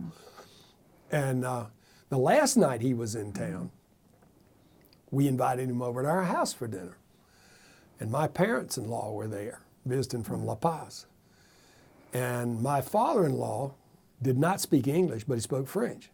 And of course, so he was conversing with John Vinegar in French. And he asked Vinegar, "Well, what do you think about Paraguay?" And Vinegar put this disgusted look on his face that was just like, this place is nasty. And I remember he said in French, "It's abominable." Alicia and I just kind of looked at each other and smiled. We didn't say anything. Remembering that first conversation with him and saying, "It can't possibly be that bad." He found out it was much worse. But it was, he did a very good article. But he had a very good guide, this young Paraguayan journalist and historian, Ricardo Caballero, was very instrumental in introducing him to Paraguay and shaping his view of the scene there, helping him see the scene as it really was. I mean, because it really was abominable. Corruption.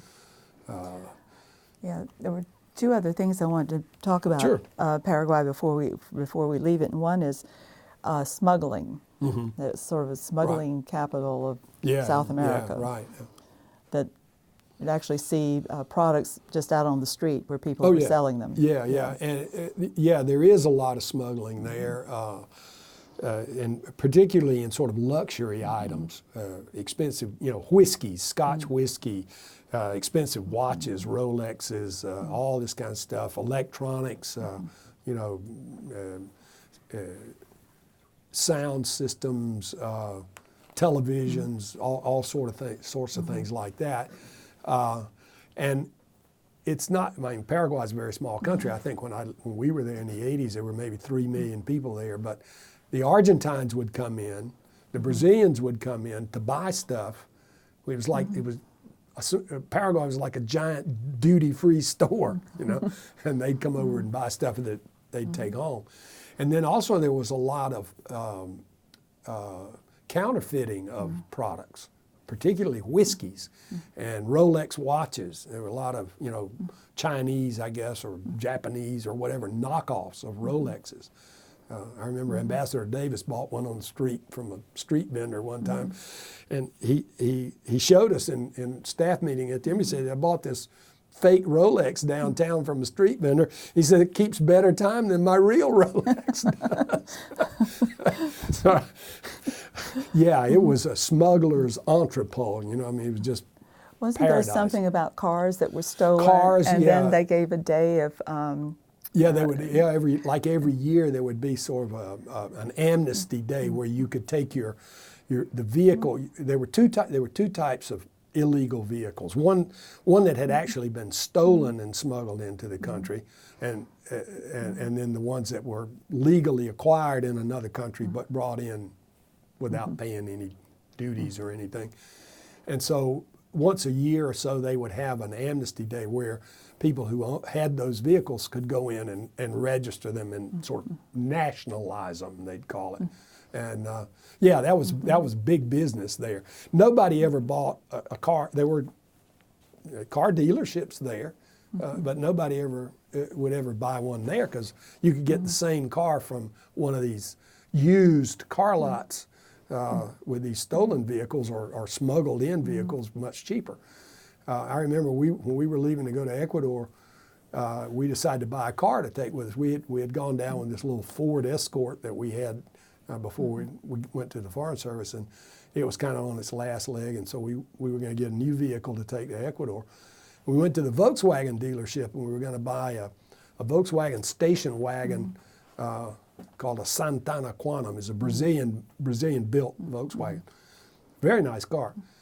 And went to the dealership, and we were telling them, we looked, and we'd like this. And he said, well, look, he said, there's two ways to do this. I can sell it to you legally, or I can sell it to you sort of out the back door, and it'll be a lot cheaper. And I said, well, first of all, as a diplomat, I don't have to pay taxes on it, right? And I said, I cannot possibly take a car that I've acquired that's not legitimate and have the U.S. government fly this car from Paraguay to Ecuador for me, and it has no legal papers on it. I can't do that. So a guy couldn't understand, why did I want to buy a car legally when I could get it illegally much cheaper? So yeah, cars were an interesting problem there. And a lot of those cars were also sold off, like they'd take them into Bolivia and sell them there, and they'd get them out of Brazil or out of Argentina mostly, and bring them in, and they tended to be more luxury vehicles, higher end vehicles. Yeah, so that was a big deal. The illegal car business in Paraguay back then was a big deal. One other thing I wanted to talk about was what I considered one of the most progressive things there when you were there, was an attempt for energy independence, and there was the big dam at Itaipu. Itaipu had recently opened, I guess. It was still not completely finished. I mean, not all of the turbines were in place yet. But But yeah, they opened it, and they were starting then on building another dam further down the Paraná River, with down where it borders on Argentina. That was going to be a joint Argentine-Paraguayan project, like Itaipu was Brazil and Paraguay, called Yacyretá, that later on was built and is actually in place now too. So Paraguay was, like, at that point with Itaipu and that huge electrical generating capacity that they had, was like one of the major energy producers in South America. And most of the electricity that was produced there went to Brazil, because Paraguay, 3 million people, and most of them didn't have electricity, so they didn't use that much. But that of course ingratiated Stroessner with the Brazilian government very much. And then when he was overthrown, that's where he went into exile and asylum in Brazil, and he died there actually. Okay, I think we'll stop there because we're ready to go into Ecuador. Okay, so you left Paraguay in 1987 and went to Quito as cultural attaché. So you were really in Ecuador from 1987 to 1991. As the Cultural Affairs officer, were you working more with local community and doing that? Well, just not really more, but with different institutions, academic institutions, cultural institutions, museums, et cetera. And then conducting, we had programs where we bring speakers. They call them the U.S. Speakers Program, where you bring people, experts in different fields that were of interest to the bilateral relationship to address issues of concern. And I'd program all those, and you might be working one week with some business group like the Chamber of Commerce or something, next week with a university, depending on what the topic was and what the focus of the program was. And we had performing arts programs that we did, presentations, a lot of academic exchanges, bringing in people to everything from teaching a short course to just giving lectures in universities, and of course the Fulbright program. In Ecuador, we had a Fulbright commission that ran the program, but as the Cultural Affairs Office of the Embassy, I was ex officio a member of the Fulbright Commission, and so we ran that. So it was still people to people, but it was different institutions rather than so much the media as with the press side. And most of these programs you did, was that in Quito, or did you try to take things around the country? Oh yeah, to Guayaquil and other cities as well. Yeah, we tried to get out of the capital city. So much just focuses on the capitals that. And of course, in Ecuador, for example, Guayaquil is a much larger city and economically is more important than Quito. So definitely Guayaquil was always, and there was a U.S. consulate there, so we had some support on the ground there, Right. whereas in Cuenca or Loja or Riobamba, someplace like that, you were entirely on your own when you went.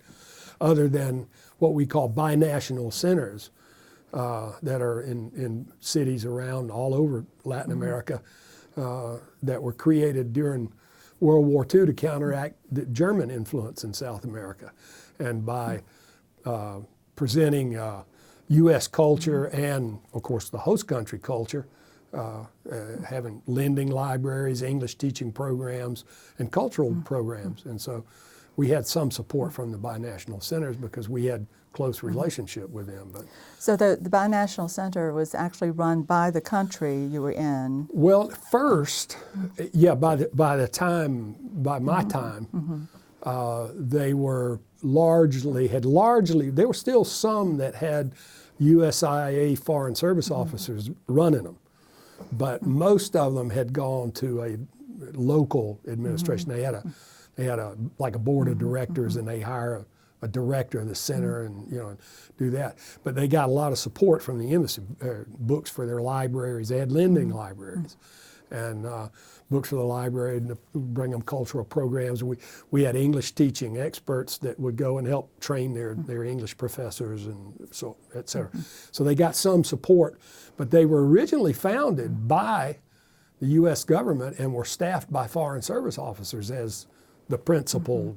I mean, they had a lot of local people working there too, but they were. But gradually, they sort of weaned them off, and they became self-sustaining. And they basically sustained themselves by teaching English, and they're still there. I mean, some of these institutions have been around since, the 1940s.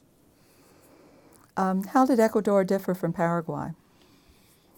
Well, first of all, it was a democratic government. That was one big difference. And of course, it's a very different country in the sense it's an Andean country rather than a southern cone sort of,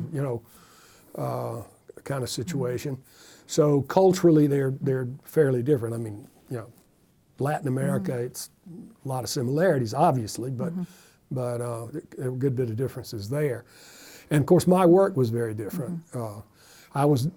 Whereas in Paraguay, as I mentioned, I think I did some cultural work, but in Ecuador, it was totally focused on the cultural side, which I always found I found it more rewarding personally, but I also think I really believe that the cultural side of what's now called public affairs in the State Department is more effective than the press side, because usually press releases from the embassy or documents, official U.S. documents that we'd send out to the media and stuff, many journalists just saw that as propaganda and just would toss it in the trash can. But, you present the Paul Taylor dance company in Guayaquil, Ecuador, to an audience of 2,000 people. People are probably still talking about that today. Do you remember when Paul Taylor came? That kind of thing. It has a much deeper and longer lasting impact than the press work. So I really enjoyed that very much. And in Latin America, I don't know if I mentioned this to you, but it was also like we were doing cultural development. We were helping universities. We were helping other, cultural institutions develop and learn how to do what they do better by sending people on Fulbright grants or international visitor grants, or bringing U.S. experts down to work with them locally and helping them develop. So you felt like you're doing something that benefits your own country, but you're also doing something that benefits the host country. So that was a big difference for me, was I really enjoyed being a cultural affairs officer very much. And the bilateral relationship at that time with Ecuador was pretty good. I mean, I don't think there were any major issues, mostly trade. Anything going on with drugs? Not so much. Ecuador is the only Andean country that really didn't have, they had no coca production. The Spanish had actually managed to eradicate coca growing and cultivation in Ecuador during the colonial period. And it never was entrenched in Ecuador as it was in Peru and Bolivia because of all the mining. And it tends to be, the miners tend to be much heavier users of coca than say the peasants in the countryside. I mean, they use it, but the miners consume more. So it must not have been as entrenched, and they eradicated it. So drugs were not, at least very high up on our radar screen at the time. Maybe now much more so, perhaps, I don't know, but back then not so much. So, and democracy, well, they were already pretty democratic. They were having elections and changes of government and different parties and so forth. And so there wasn't too much to complain about. Not a lot of problems with human rights or I remember there was some strikes of some kind where they would burn tires in the road. Yeah, I mean, that's sort of common. That's a Latin American political, Right. a valid Latin American political tactic, right? Block streets, to protest. And yeah, there was some of that, but very little of it my recollection is very little of it had anything to do with us, with the U.S. or the embassy or anything like that. Sometimes, I mean, it's like, the old joke about what's the difference between an Italian, an Englishman, an Italian, and a Latin American who comes home and finds his wife in bed with another man, how they react. And the thing was, the Englishman comes in, sees his wife in bed with this other man, he shoots himself, right? The Italian comes in, shoots both the other man and then the other wife, and the wife, right? And the Latin American goes out and throws rocks at the U.S. Embassy. So, sometimes we get something that just kind of spill over. We're going to throw some rocks at the U.S. Embassy just for good measure, but not so much of it was directed at us. Going back to the differences between Paraguay and Ecuador, I always thought of Paraguay as being sort of a melting pot of Latin America in terms of the people that live there. Yeah, whereas Ecuador is more indigenous. And more indigenous, right. Yes. Yeah, the indigenous population in Paraguay was pretty small. Most of the Guarani Indians had been sort of absorbed in that whole process of racial, cultural mixture. Although almost every Paraguayan speaks Guarani, very few of them are Indians, right, or indigenous people. Right. Whereas in Ecuador, you had a much larger indigenous population, and Paraguay does have Ecuador's got a lot of people from different places. I mean, there are people from Arab countries, Orientals, Asians, and a number of people. But Paraguay was more. It was sort of more European. There were a lot of Italians. There were Germans. There were British. British people, as the priest in Asunción, the Anglican priest, who later became a bishop down there. He used to call them the ancient Brits. They go back. People came from England in the 19th century, and they still maintain their Englishness. Right. There was there's a lot of Mennonites there. A lot of Mennonites in Paraguay. Yeah, a lot of them. So I mean, it's an Andean country as opposed to a more southern cone kind of society and culture.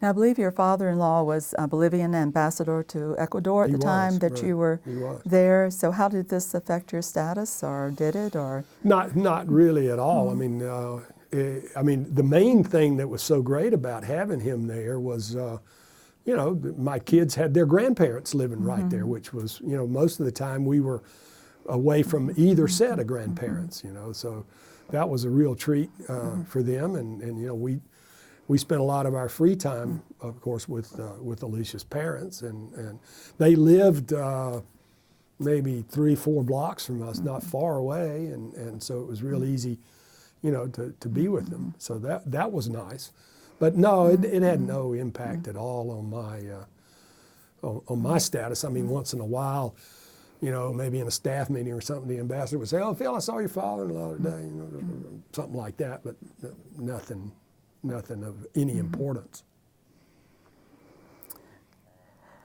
Your third post was as press officer for the U.S. Consulate General in Sao Paulo, Brazil. Correct.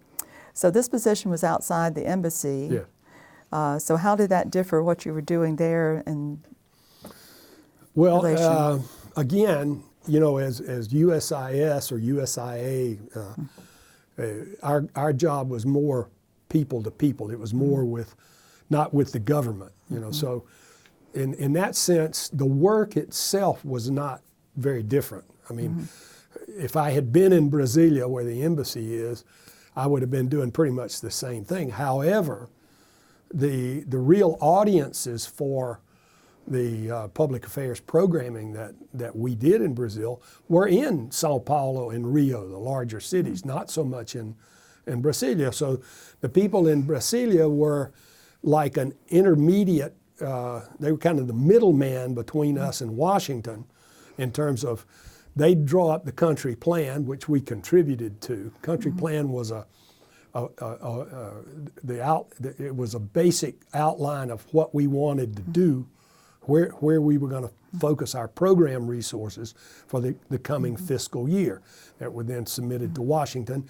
And then Washington used this to plan all these different programs, how many speakers they needed in different areas, how many performing arts groups, et cetera, et cetera, et cetera.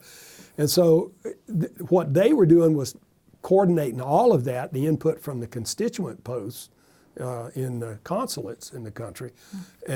Plus, they did some programming, of course. I mean, Brasilia is a fairly big city, but when you compare it to Sao Paulo, it's nothing, you know. So I would say the real work, I mean, where the rubber meets the road in Brazil is more in Sao Paulo, at least in the public affairs part of it. Public diplomacy, we call it, rather than public affairs.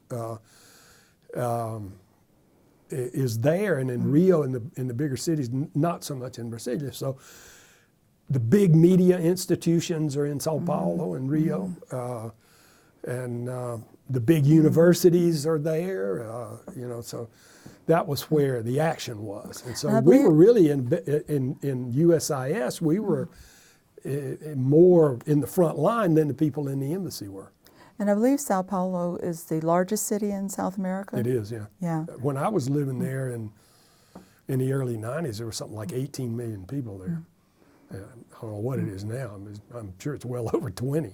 But did you have a good way to get into the group of people that you needed to meet with and culturally? Yeah, basically, again, I was working with the media, you know, with televisions media. and radios and newspapers and magazines. And yeah, I mean, you had well-established relationships there. And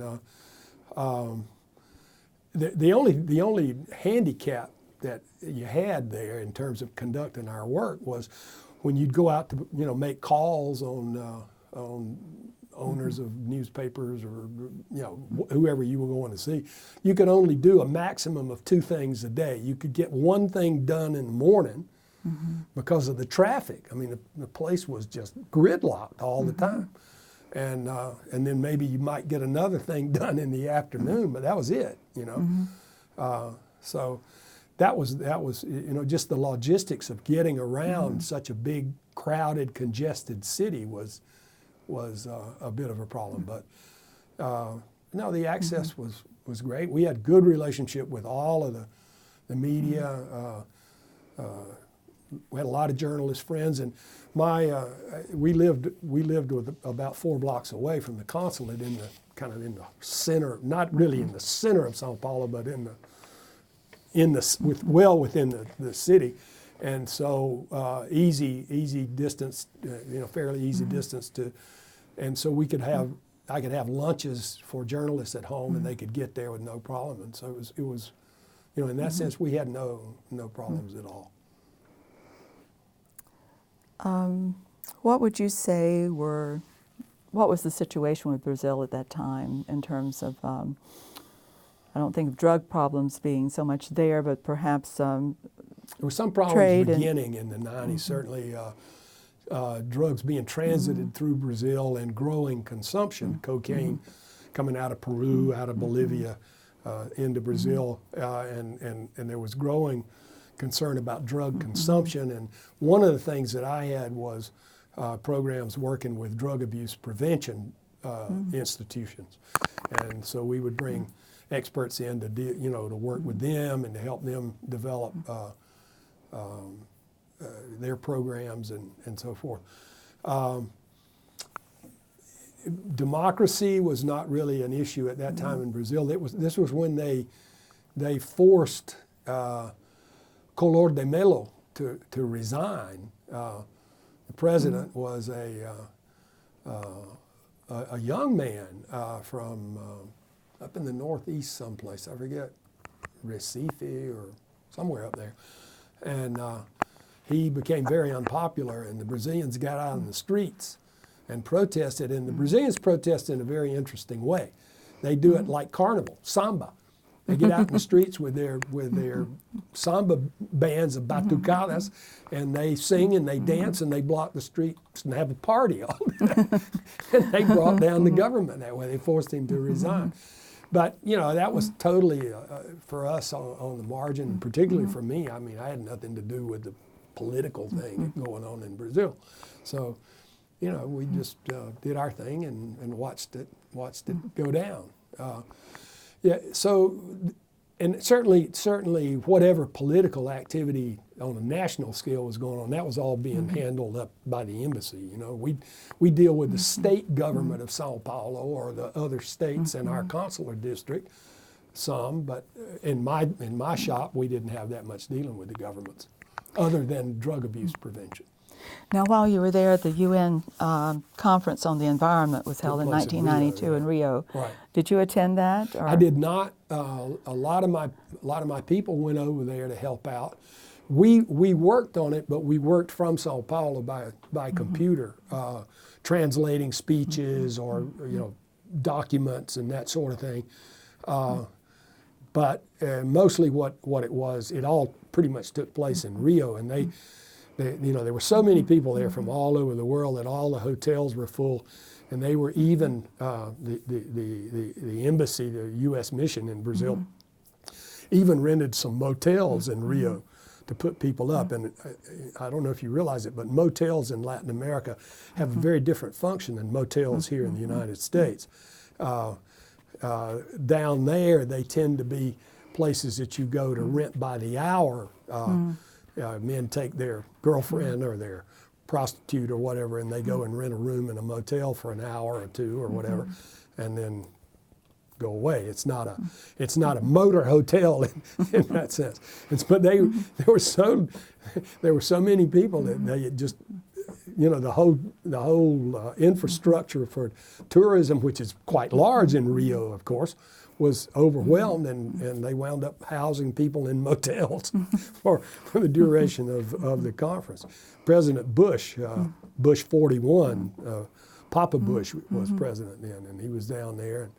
And so some of my people went over to help deal with the media over there, and a lot of U.S. media. When the president goes, of course, there's U.S. media all over the place, and so they have to have a lot of people to help deal with all those journalists that come. Hell, the president travels with a plane load of journalists, behind him. Right. But not in a direct sense. I did go to up to Belém do Pará. I think it was the last year I was there, so it would have been '94.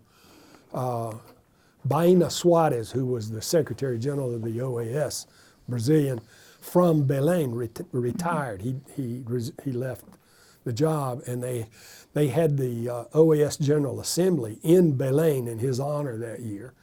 And so we had to go up there, again, to deal with the media, because there was a U.S. delegation that came from Washington for that, the OAS ambassador and all, and his entourage and all the journalists. And so we had to go up and open up the old U.S. consulate in Belém that had been closed, and then set up, press rooms in a hotel, a press room in a hotel for the American, U.S. journalists to use for their filing and writing up. And we'd have a telephone bank where they could call in and plug their computers in to send stories and what have you, So yeah, I went up there for that, but I did not go to Rio for the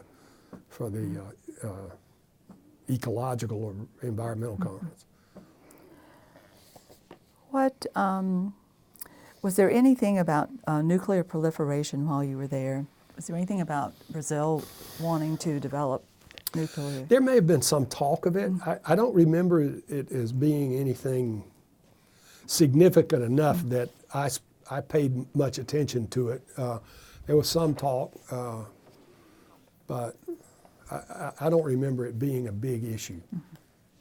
I've read somewhere that Brazil had its own interest in its regions, but that really it had a focus always beyond Latin America, more like a global kind of focus, and Brazil, taking a role on the national scene, Yeah. International scene. Right. So what would you think about?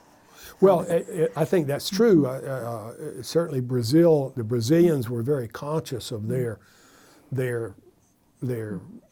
status and their clout as a country. I mean, it's a large country, a big population, big economy, and they felt like that they were not given due recognition. I mean, they felt like they should be a member of the G7 or, you know, being taken more seriously by the developed countries.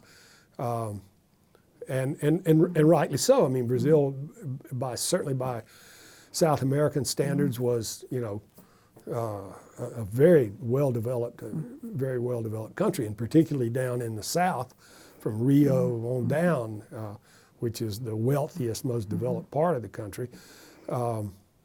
And they certainly aspired to being a player on the world stage, and that's where their foreign policy objectives were focused much more than on South America or Latin America in general. Brazilians don't have a great affinity for or love for their neighbors in South America. And certainly in Sao Paulo, that's the case. I don't know if Brazil's a big country and things can vary, just like here, attitudes and culture and so forth can vary quite a bit from one region to another. But certainly down in Sao Paulo, there was a lot of disdain for other Latin American countries. They respected the Argentines, didn't particularly like them, but they respected them. But as far as they were concerned, the rest of Latin America was all cucarachas. That was what they called them, cucarachas. You think this was largely from their development as first a royal government out of Portugal, and then the language difference? Certainly the language difference is I mean, Portuguese and Spanish are related and similar in many ways, but they're different. They're different languages, right? So, yeah, probably it probably developed from the beginning slowly, but you know, and there's Brazil a larger African big African population particularly there. in the north and in the northeast primarily. The southern end, the states, well, Rio down to Rio, there's still a good bit of African population, but from there south in Sao Paulo and Minas Gerais, maybe in Minas a little bit, but Paraná State, Santa Catarina, Rio Grande do Sul, very heavily European. A lot of Italians, a lot of Germans, a lot of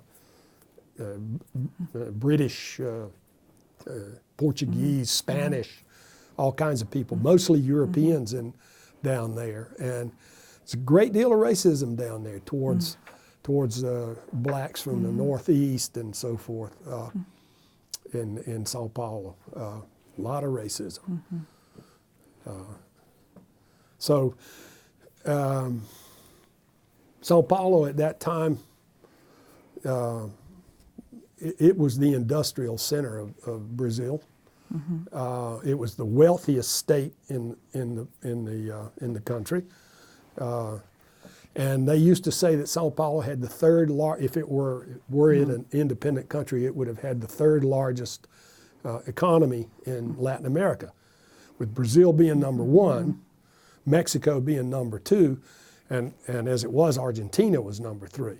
But Brazil had a larger GDP than Argentina did. I mean, excuse me, Sao Paulo had a larger GDP than Argentina. And the Paulistas used to say, you know, if we were an independent country, we'd be a first world country. But, you know, we have to support all these other poor states. They talked about, you know, Sao Paulo was the economic locomotive, and it was pulling 20-something wagons that were all empty back there. So they used to stress that a lot. But yeah, Brazil was much more focused on trying to become a player on the world stage rather than just focusing on the region, you know. Yeah. Well, I want to talk a little bit about the current situation there with the cattle industry and the rainforest fires, and do you see how that might be resolved, if there's a chance of that being resolved, and trying to open up the jungle for economy? And I doubt it. I don't see much hope. I'm not terribly optimistic about the future of the planet in many ways, and I think the attitude in Brazil is too much. You know, this is our territory. You know, I've seen things in the media going back to my days there and since that, you know, where they get all huffed up when people from the U.S. criticize them about what they're doing, and they say, you know, we didn't say anything about you all cutting down all the pine forests in the southeast of the United States, and you know, you can't come in here now and tell us we can't cut down the Amazon. You know, of course, they're overlooking a whole lot of stuff. You know, a whole lot. It's a lot more complicated than just that. But and certainly with this government, Bolsonaro, from what I understand. You know, he's just throwing the doors open and letting people do whatever they want. Now, you know, hopefully he won't be in power forever. I mean, there maybe somebody will come along with a different attitude, but for now, it's going to continue. And those fires, just like the ones that were raging in Bolivia back in August and September, were started by that. You know, clearing land for agriculture, cattle raising, soybean production. Soybeans that's become a big crop in that part of South America, Brazil, Paraguay, Argentina, Bolivia, producing a lot of soybeans, and most of it goes to China, or a lot of it goes to China. And so they are clearing more and more land, and the way they clear is they slash and burn. They set these fires, and sometimes they get away from them. That's what happened in Bolivia now. And back in August, out in the eastern part of the country over there near Brazil, we were going through a bad drought. And in August, that's when they start the slash and burn every year to get ready for spring planting and stuff. And August happens to be the windiest month of the year. And you had all these people from the highlands that Evo Morales has sent down there to giving them free land, and then what they do is they clear it and get it ready for agriculture, and then they wind up selling it to big soybean producers or cattle producers or something, and make money that way. And so they go down not knowing the environment, not understanding the winds, the drought, et cetera, and they started these fires, and the wind came and just burned over somewhere around 10 million acres in eastern Bolivia during August and September. And the same thing was going on all over the Amazon area up north of us in Brazil. And it's all that. So will it stop? I mean, let's hope it does, but I don't see that there's enough of a consciousness and movement, you know, locally in Brazil or in South America as a whole, for them to pressure the governments to really stop that, you know. So I'm not terribly optimistic about it, Sheryl. Well, following Brazil, you were appointed counselor for public affairs at the embassy in La Paz, Bolivia. Yes. And you were there from 94 to 97. Yes. So what does the Counselor for Public Affairs do? Okay, the Counselor for Public Affairs is known as the Public Affairs Officer, or at that time, Director of USIS. So the PAO, the Public Affairs Officer, is in charge of the press section and the cultural section. And depending on the size of the embassy, it will have one or more American officers working in those sections. In La Paz, I had 3 officers. I had a cultural affairs officer and a press officer, or information officer, and an assistant information officer. And so my job was to make sure that, you know, I was part of the country team, the ambassador's country team, and so I was there in all of the discussions of policies and what we're going to do and how we're going to do it. And I was in charge of planning our programming and getting the funds, the resources, the people that we needed to conduct our programs, getting them, and then my subordinate officers would manage these things. So I just was there as the overall person in charge and responsible to Washington. So I was dealing with Washington and with the embassy itself, and planning and organizing and carrying out programs. Would you enjoy this more than what you had been doing before, because this gave you a little bit more control, perhaps, of what you were doing? Well, it does give you more control. I mean, you know, you're the boss, and so you get to say yes or no to things. I never enjoyed anything as much as I enjoyed being a cultural affairs officer. To me, that's the most fun job in the Foreign Service by far. And but yeah, I was able to do a lot of that stuff myself. I mean, I only had one cultural officer, and so I did a lot of things myself. You know, if we had, certainly when we might have more than one program going on at a time, my CAO would handle one and I'd handle one, or you know, that kind of thing.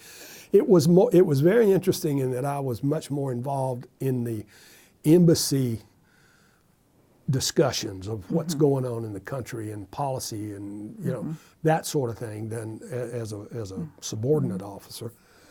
So I was more in tune with what are we doing here, you know, or what are we trying to do here, or what do we want to do here, and talking and trying to make decisions on that, and trying to influence the ambassador or what have you, you know. So that was interesting, but nothing to me can beat being a CAO. That's the best job I think I ever had. I really enjoyed that a lot. Well, La Paz must have been like a homecoming for you, because this would be coming back with family and friends there, and seems like it would be a very welcome assignment to have. Well, it was in many ways. I know my wife, being Bolivian, and it was interesting. You know, when they offered me the job, I cut short my tour in Brazil by a year to take the job. And when they offered me the job, I thought, hey, yeah, you know, this would be great. Alicia will love it. She's going to be going back to Bolivia, be with her parents and friends, you know. And she will tell you that for her, it was the most difficult post that we had, because she said the Americans in the embassy didn't really accept her as one of them. And the Bolivians were looking at her as some sort of a lot of them would look at her as some sort of, like, you know, either a sellout, or now she's a diplomat in the U.S. Embassy and she must think she's too good for us. And she had there was a lot of uncomfortable tension and stress associated with it that we really, I certainly didn't anticipate it, and I don't think she did either.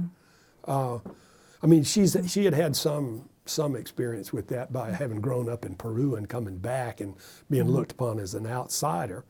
And then, of course, now she goes back as a member of the U.S. Embassy, and so they were looking at her again as an outsider, you know. So she really was not, in many ways, not that happy in Bolivia. She enjoyed other places better, I think. But for me, it was fine. I mean, it didn't, you know, and it was a help, because I mean, I knew people. I knew a lot of people in the institutions that, you know, we were dealing with, the universities and media and so forth, and so that made my job a lot easier in many ways. I had a lot more access, you know, than I might in a country that I had no connection with. So it had been nearly 20 years since you had lived there as a student. Right. And so how much had the country changed in those 20 years? A lot. Certainly, for one thing, economically it was much better because of the drug trade. By the 90s, when we went to Bolivia, mid-90s, cocaine was full swing, and there was a lot of money coming into the country. You know, whereas before, when we were there as students, you know, it was very hard to get something that you might want. I mean, anything from clothing to food. I mean, you know, I remember sometimes back in my student days, I might wake up in the middle of the night with a craving for a Hershey bar or something, you know, and to find one was a job. By the time we were back in the 90s, you could get in supermarkets, you could get anything you wanted, basically, because they were, laundering money, and they did it by importing all this stuff. And there was money in the economy that people had money to buy. And so certainly in that sense, and the country had developed quite a bit more by then than it had been 20, 30 years earlier. But in many ways it was still the same place, but materially and in terms of the economy and so forth, it was quite different than it had been. Was there a stronger CIA presence there? Yeah, in Paraguay, for example, I know you were interested in that. There was at least one CIA officer in the embassy. In Ecuador, there was more. I had very little contact with them in Ecuador. And in Bolivia, yeah, there was a fairly big one, but of course DEA was big in the embassy in Bolivia. Big DEA presence there because of the drugs. And the focus was democracy, drugs, and development, the 3 Ds. That was the principal focus of U.S. policy in the country. And you had a big, the State Department had a section in the embassy called the Narcotics Assistance Section that funneled material, financial assistance, materials to the Bolivian authorities to combat drugs. And of course, we had a huge AID mission in Bolivia, which went all the way back to World War II practically until even before AID itself was created. And it just grew and grew and grew. And AID, by the time I came along in the 90s, was very heavily involved in the drug war by trying to, they had a program called Alternative Development to provide alternatives to coca growing in the coca growing areas of the country, which was not, I mean, they came up with a lot of things they could do, but nothing could really supplant coca as a crop because it just produced a whole lot more money, and it spread. They'd get 3 or 4 harvests a year out of coca and spread their money over a year, whereas, growing anything else, it was like maybe 1 harvest a year at the most, 2. So it would seem that your study you had done back in the 70s would have told them that this was not any good because alternatives are not going to work. They just took that thing and put it on a shelf and nobody looked at it. I know when I first got there, the first day I was there, the ambassador called me to his office. And he was kind of raking me over the coals about that study, and that study had, basically recommended that trying to eradicate coca or combat coca would be a political mistake. And I said, well, it is what it is, and I told him, while I'm here, I will, advocate the policies that the government is. The U.S. government is advocating here. What are we going to do? I'll defend that, and I won't speak out against it. Just to calm him. He was pretty exercised about it, and I did tell him, I think your focus is a mistake. By focusing on the coca leaf and the coca plant, you're creating a lot of unnecessary resistance. What you ought to be focusing on is the drug itself, converting isolating and refining the cocaine and producing the cocaine and the trafficking of that, not the coca growing, because you're going to get a lot of resistance from that. Well, he didn't take that on board, and then fortunately, after about a year, he left. And we got a new ambassador coming in. Kurt Kamen was his name. Very smart man, very intelligent. And he called me when he first got in and talked to me about it. And he understood where I was coming from, and he stopped that. We stopped attacking coca leaf and coca cultivation itself and focused more on cocaine as what we were trying to deal with. And I think that helped a bit anyway, in terms of at least of our public image in Bolivia. If not necessarily government policy, but so yeah, that was kind of an interesting thing there for me. The first year was a little bit uncomfortable with that, with the ambassador we had at the time, but then after Cameron came, it was much better situation. And I think our program, the effectiveness of it increased after they stopped focusing on the Coca leaf, you know. Well, after 13 years abroad, which I think was a little unusual, you returned to the department in 1997. You went back to D.C., to the Department of State. Yeah. It's a little unusual to have 13 years straight. Yeah, it is. It is.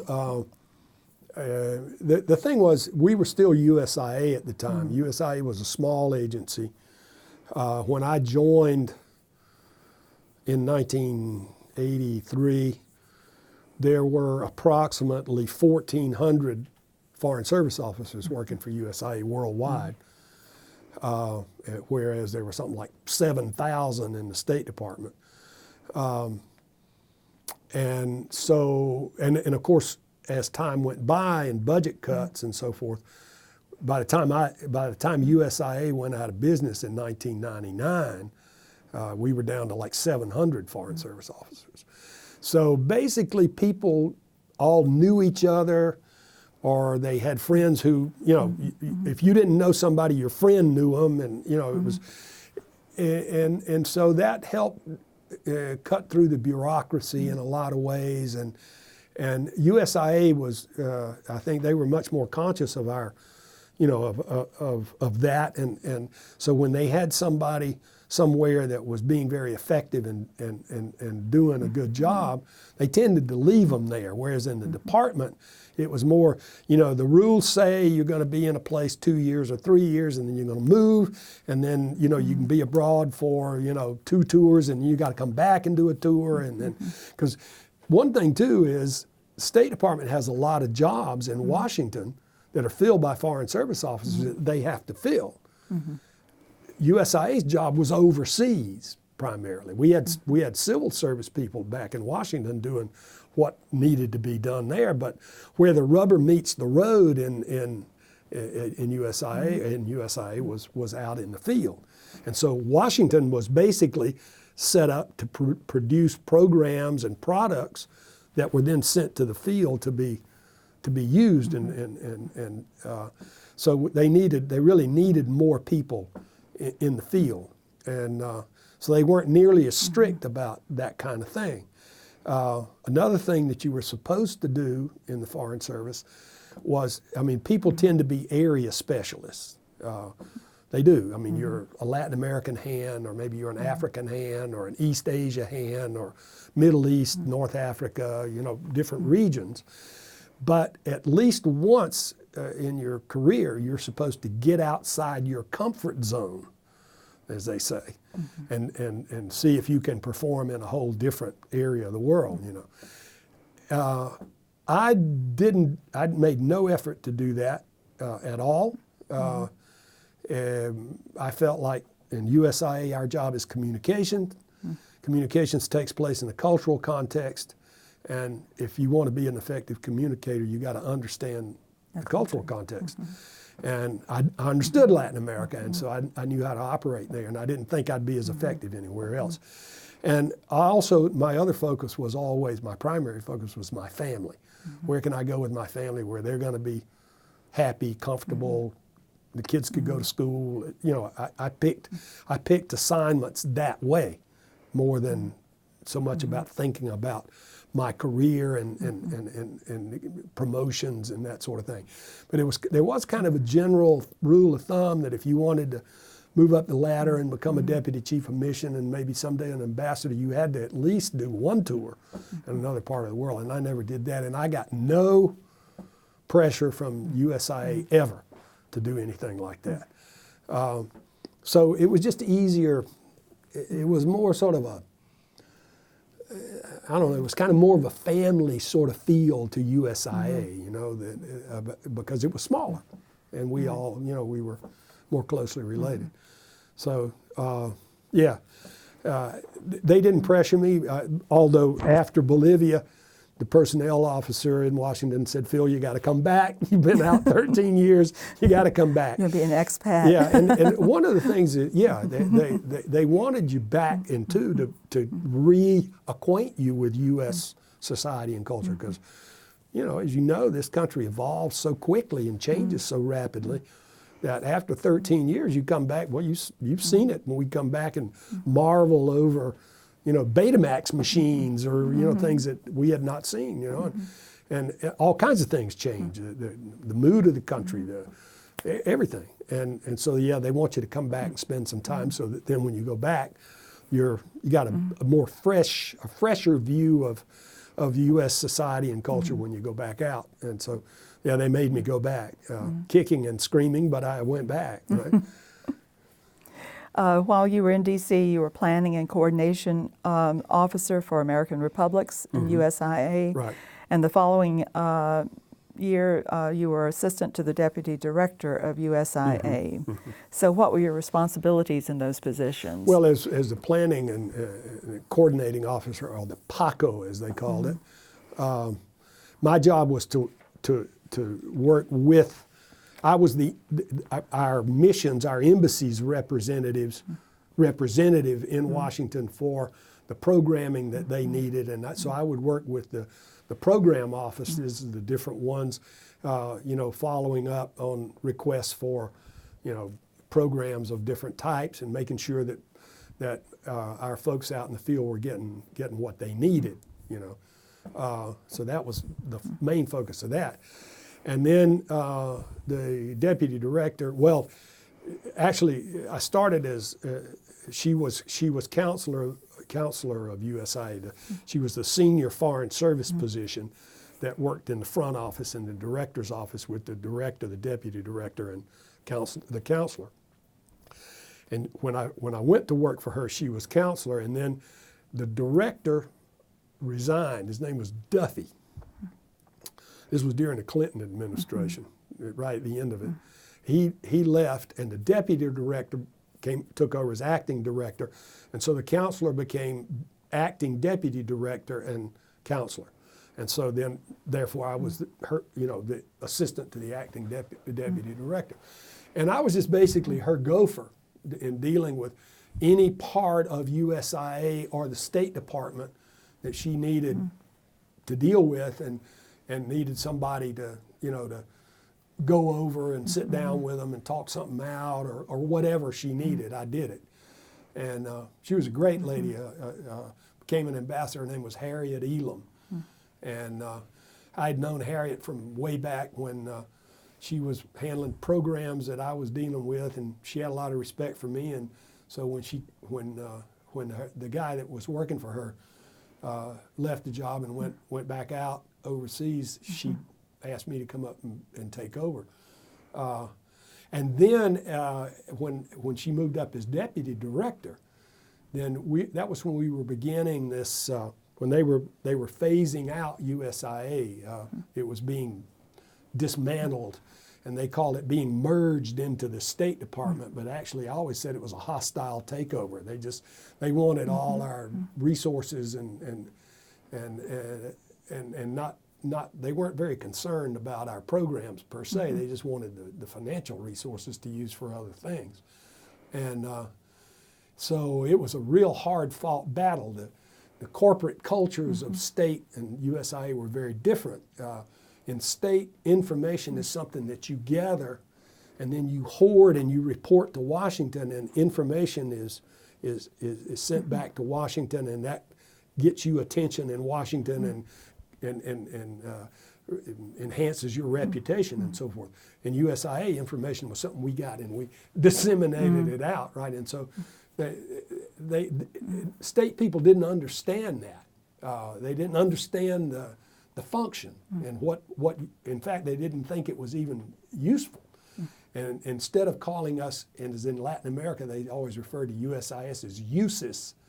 And the State Department people would call us useless, which was always, raise your hackles. But so it was a hard-fought battle to try to keep the basic functions in place as we became part of the State Department. And my job, I sat on the USIA coordinating committee for that merger, as they called it, and we dealt with the department and fighting out these things about everything from what was going to happen to the USIS cars and vehicles that we had in our posts, to who was going to have control of that, and basically they all became part of the embassy motor pool, right? And and then same thing with a lot of the other resources, and we had to make sure that things were going to remain in place so we could continue the function.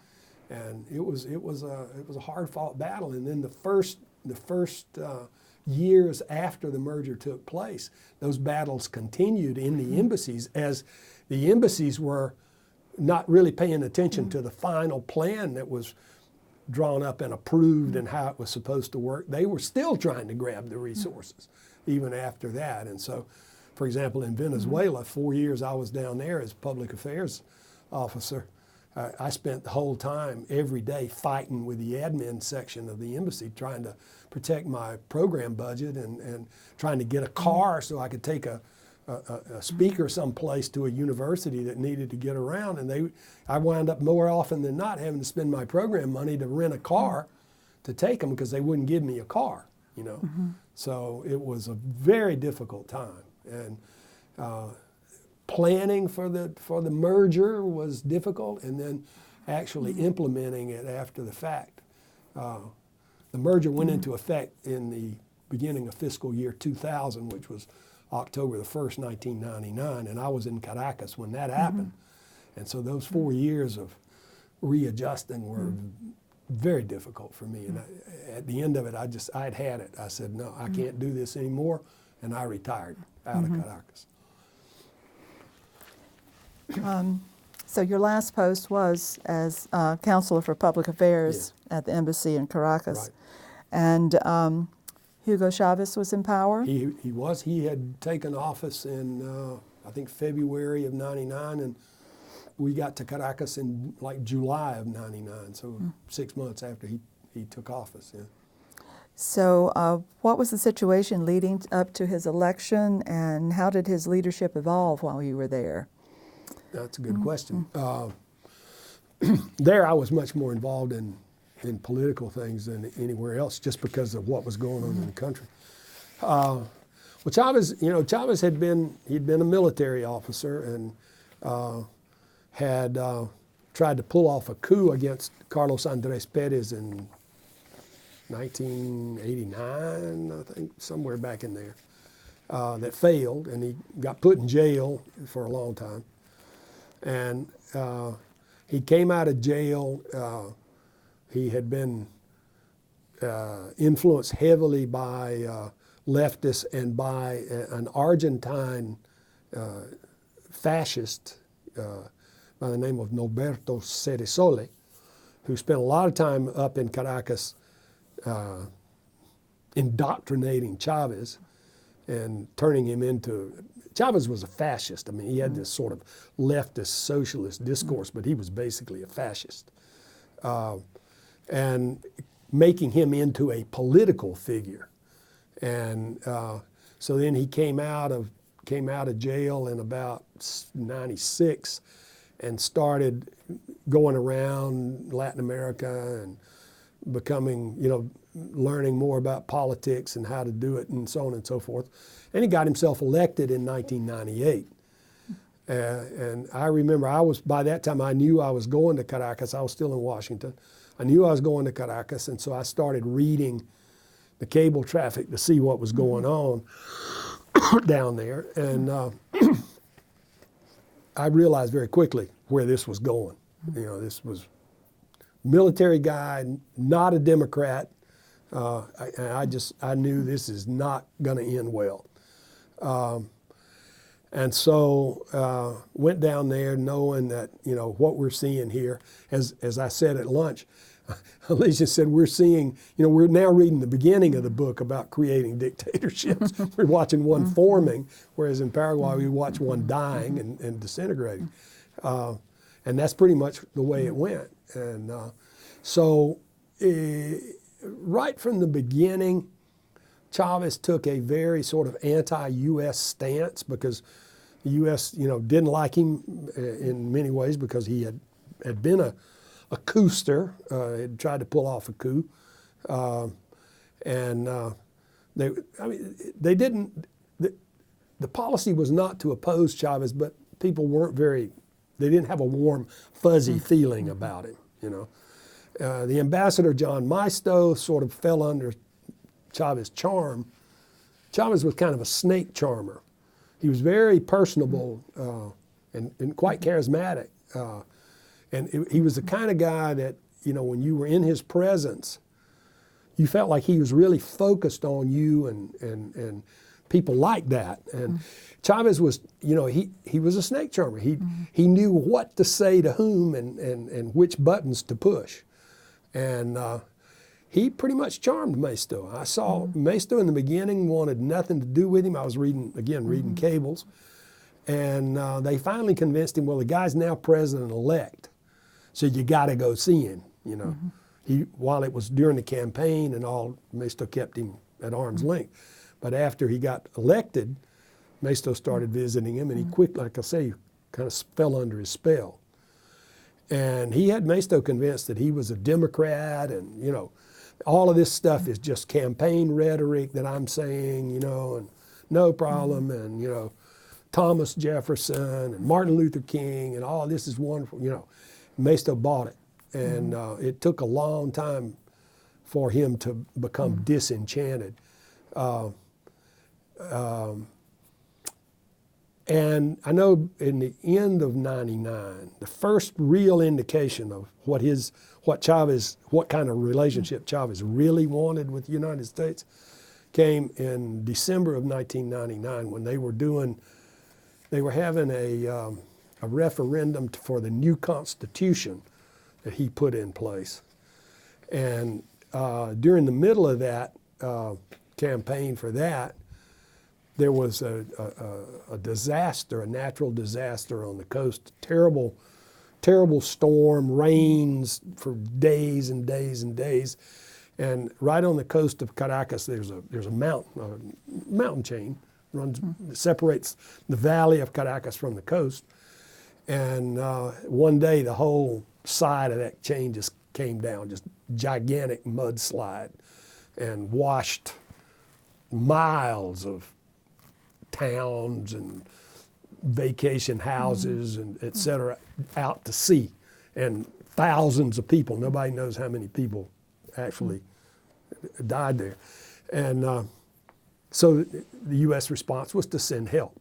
There were U.S. Navy helicopters there, I guess came out of Puerto Rico, were there the next day to help rescue people who were trapped in buildings or in their homes or whatever. And the U.S. Navy put together 2 shiploads of CBs, bulldozers, all kinds of equipment, supplies, medical supplies, et cetera, disaster relief to go down. And there had been a request came, I think it was from the Ministry of Defense of Venezuela for assistance. And so they got these ships loaded up.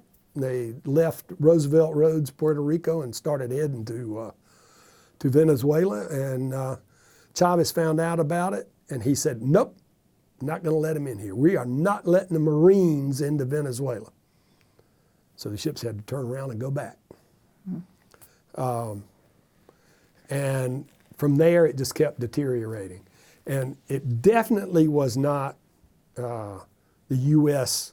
getting on his case. And I never could understand it. I wanted us to really harp on democracy here. This is, we're seeing the creation of a dictatorship. And I was practically the only person in the embassy that, at least it was speaking out in those kinds of terms. And I couldn't understand why the embassy wasn't seeing that. And later on, I learned about U.S. policy in petroleum-producing countries. That was the first one I'd ever worked in, and I didn't know what our policy was, which is basically, as long as you keep the tap open and let us fill up the tank, You can do whatever you want in your country. We're not going to say anything. And that was what was going on.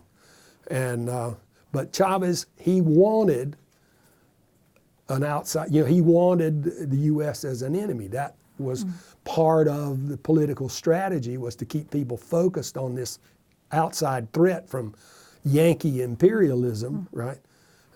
Following Fidel Castro's guidance and lead and telling him what to do. And that's the way he played it. And so whatever tensions developed in the relationship with the U.S. was primarily from Chavez himself, not from the U.S. trying to do anything to him. We basically didn't care what he was doing. It was a very interesting time. I mean, the relationship kept deteriorating more and more, and until finally there was just no way you could get anything done with the government, right? But again, my job was more with the media, with the people, and that sort of thing, We did a lot of cultural work, good relationship with the media for the most part, and my job was fine. But it was a very difficult time. I mean, it was a very difficult time. You were there during 9/11 right. for the U.S. Was there any feeling? That was an interesting day. Chavez was he was kind of out of sight. Nobody knew where he was. In fact, it turned out he wasn't even in the country when it went down. He had what I heard was, and I think this was true, that he had gone over to Panama, I think, to have a meeting with the FARC, the Colombian guerrilla movement in Panama. And he met with their representatives there. And when he came back a day or two, like a couple of days later, he got on television and did one of his national hookups, so he could speak on every TV station in the country, all the radio stations as well. And he'd do that all the time and speak for hours and, just ramble on and on. And in this one, he talked about it, and I remember he said, we're going to have a minute of silence for the victims. And he said, and for the terrorists too, because after all, they're human beings, right? And so we had a minute of silence for the victims and the terrorists, right? And so it was interesting. My wife was working in the political section at the time, and she saw the cable that they were drafting about that speech. And of course, in my shop, in the press office, we had taped the speech. We had it, the whole thing, right? And so she asked me for the tape. And she told me, she came down and she said, they're writing a cable up there talking about this wonderful speech that Chavez gave and how supportive he was of the U.S. and all of that. And she said, when I mentioned to them that he was also asking people to, to be silent in honor of the terrorists, I called that to their attention. They said, oh no, he didn't do that. That didn't happen. And she said, it happened. I watched it. He was speaking my language. I know what he said. And so she asked me for the tape to show him. She took it up there, and nobody paid any attention. And the cable went out that way. So Washington had Chavez, the first Latin American president to get on national TV and express sympathy for the U.S. Yada yada yada. Total BS. But that was the kind of thing. And there. In Venezuela was the only time in my Foreign Service career that I found it difficult to send cables to Washington, reporting cables. We used to do media report cables. How did the media cover such an event, for example? And one of the cables we did one time on something that affected Venezuela, I was reporting how the media covered it. And I had the ambassador call me up and say, no, we can't say this, Well, that's going to alarm people in Washington and upset people. And I said, well, Mr. Ambassador, my job is to tell Washington what the media said, how they covered this event. And that's how they covered it. Oh, no, we can't do that. So censored the cable. When by that time, see, we were part of the State Department. So my cables had to be cleared by the political section, the ambassador, the deputy chief of mission, and the ambassador. When we were USIA, I could just send my cables to Washington on my own authority. I didn't have to have them cleared up upstairs. And so that was one of the differences then, was you couldn't report what your view of what was happening or how things were going down or what the media said. It had to go through the ambassador, and it had to be what the ambassador wanted to tell Washington. So, 9/11 was a very interesting experience in Venezuela. Yeah. It really seems to be counterproductive too. Right. Yeah. And I remember before it happened, we were getting cables from Washington almost on a daily basis about, that there was all of this chatter online about, something was going to go down, that there was going to be an attack on the U.S. or U.S. interests abroad, and, heighten your security stance, et cetera, et cetera. And in fact, it was getting so heavy and hot that as we were planning for the 4th of July celebration that year, we got together, the ambassador called a meeting about whether we should even cancel the 4th of July celebration. Because we thought, we'd get a big group of people in, and, people from, business community, government people, whatever.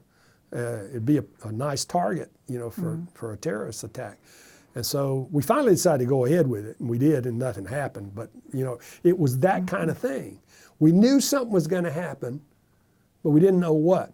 We didn't know exactly when, and we didn't know exactly where. But they were trying to piece it all together, and they had us pretty stirred up about it. But then, what happened, and then it was clear. But it was not the way, it didn't get reported to Washington the way it really went down. I can tell you that. Chavez was never a friend of the United States, and he wanted the U.S. as an enemy. It was politically expedient for him to have an outside enemy to keep people focused on things and not focused on what he was doing and what he was putting into place. And when was it that he started bringing in people from Cuba and Russia? Oh, pretty quick from the beginning. And he had a very close relationship with Castro, of course. And I don't remember the exact date, but it was early on that while I was there, he went to Cuba, made a trip to Cuba, and he gave a speech while he was up there that was aired on television in Venezuela.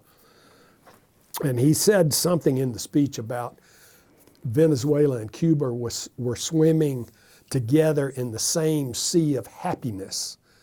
I remember that expression. And from that visit to Cuba, things started to develop, and he started bringing in medical people and athletic coaches and sports people to work with in Venezuela from Cuba.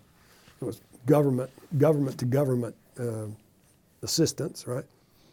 And I remember it was really funny. Venezuela provided subsidized oil to Cuba and to really all of the sort of the Central American and Caribbean countries under a treaty. I think it was the San Jose Treaty or something where Venezuela offered, sort of below market prices to the Caribbean countries and Central American countries just to help them out, right? And so Chavez was providing all this subsidized oil, and his idea was, Castro said, well, I'll pay you back for the oil by giving you these coaches and doctors and medical personnel. And it was funny. After a year of that, Castro presented Chavez with a bill saying, I provided you services for, X million dollars, and the oil you gave me was only so much million, and you got to pay me the difference. He passed him a bill. So it was pretty funny. But yeah, it started quite early, and of course it grew. I mean, the Cuban intelligence people were very much in there helping the government and keeping down any kind of opposition and how to deal with things. And they had people infiltrate the embassy, of course. I mean, you got a lot of local employees in any U.S. embassy, and a lot of those people are very often work for the government, for their government, and passing information that might be of use to the government in some fashion, right? And so we had some problems there with that. For example, there was one thing that happened right near the end of my time where we had an event at the ambassador's residence, and it had to do with like International Press Freedom Day or something, I forget. It had to do with the media. And it was an annual thing, and the ambassador tended to host that. And I saw my press officer send an email up to the ambassador saying, look, we always get these comedians, the Venezuelan comedians come to this thing, and they're always, sort of holding forth out there in the public. And he said one of them has offered to do, kind of a little thing for us, and he was recommending that we do this. And before I could get involved in it, weigh in on it, the ambassador came back and said, oh, this is a great idea. And so I went to the press. I was, what is this? I mean, I don't know what we're talking about. He said, well, this is my press chief, Venezuelan, the senior Venezuelan employee in the press section. She came to me and told me about this comedian that does an impression of a very well-known Venezuelan journalist, a woman journalist, and does dresses up like her and imitates her and so forth.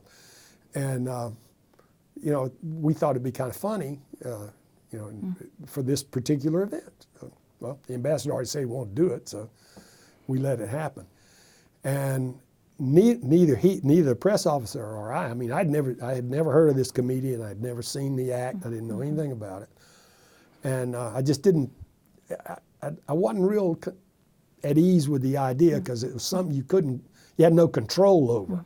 And if it's, International Freedom of Expression Day, if they start getting out of line, what do? You go up and tell them you can't say that, right? It's kind of it could present a difficult situation. That's exactly what happened. This guy comes out dressed like Marta Colomina was the journalist's name, the woman. Dressed like her, looked amazingly like her, really. And he was doing this whole thing about, her. And she was a very outspoken critic of Chavez and hard-hitting. And so I was nervous about this when I saw it. Well, all of a sudden, this guy turns around and he had a duffel bag sitting behind the podium where he was. And he pulls out like a ventriloquist dummy, and it was Chavez with a red beret on and everything. I thought, holy moly, we are in big trouble. And we had the media there, the television stations were there, and they were filming this stuff. And this guy lays into Chavez, making fun of Chavez with this ventriloquist dummy. And I thought, oh God, we are in for a major problem. And so I was telling my people, we got to try to stop this as quick as we can. This is terrible. So we finally, I don't remember how we did it, but we got the guy to stop.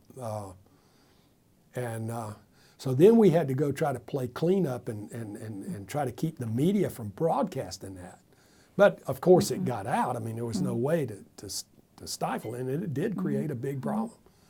And so, that kind of thing were things that would crop up from time to time, and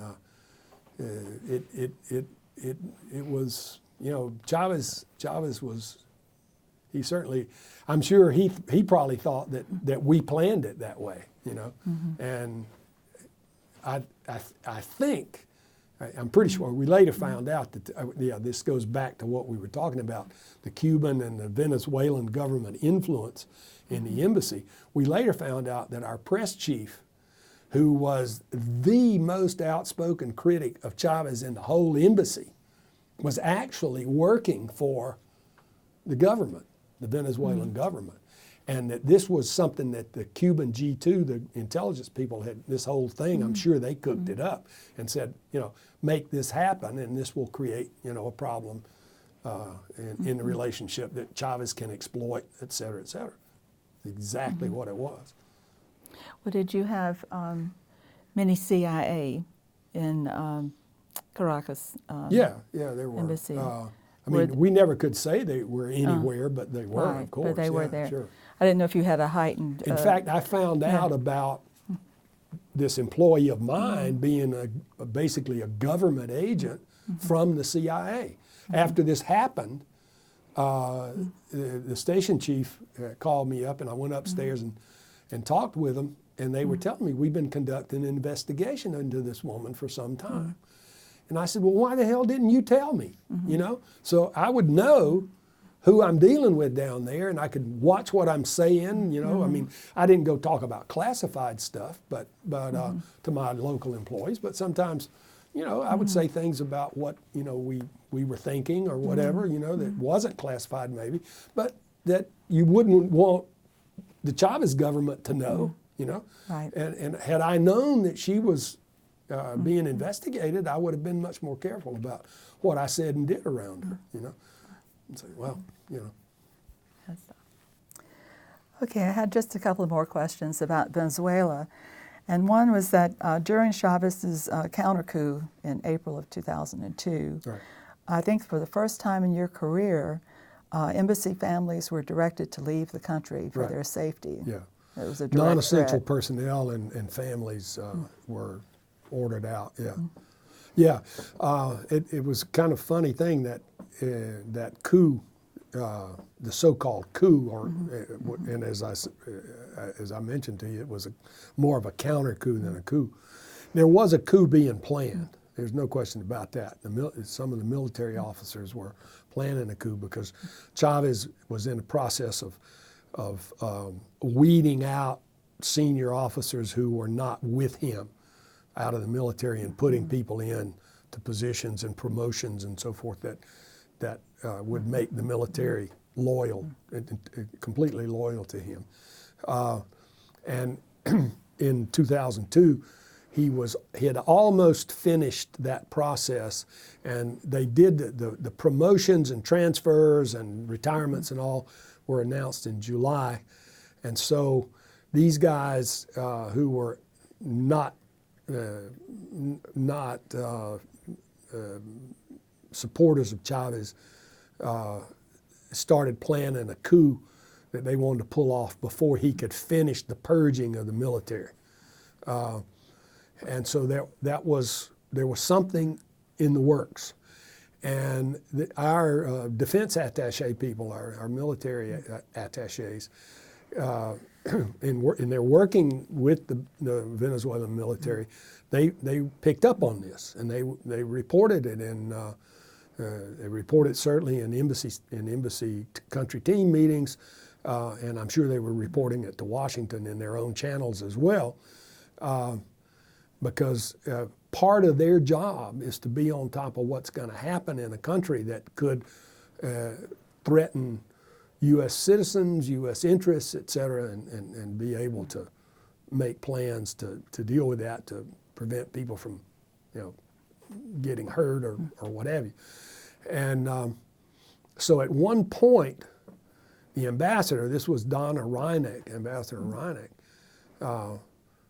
when they were talking about this, she said to them, look, I don't want you all meeting anymore with people in the military that are talking about coups. We cannot be seen or even suspected in any way of supporting a coup, right?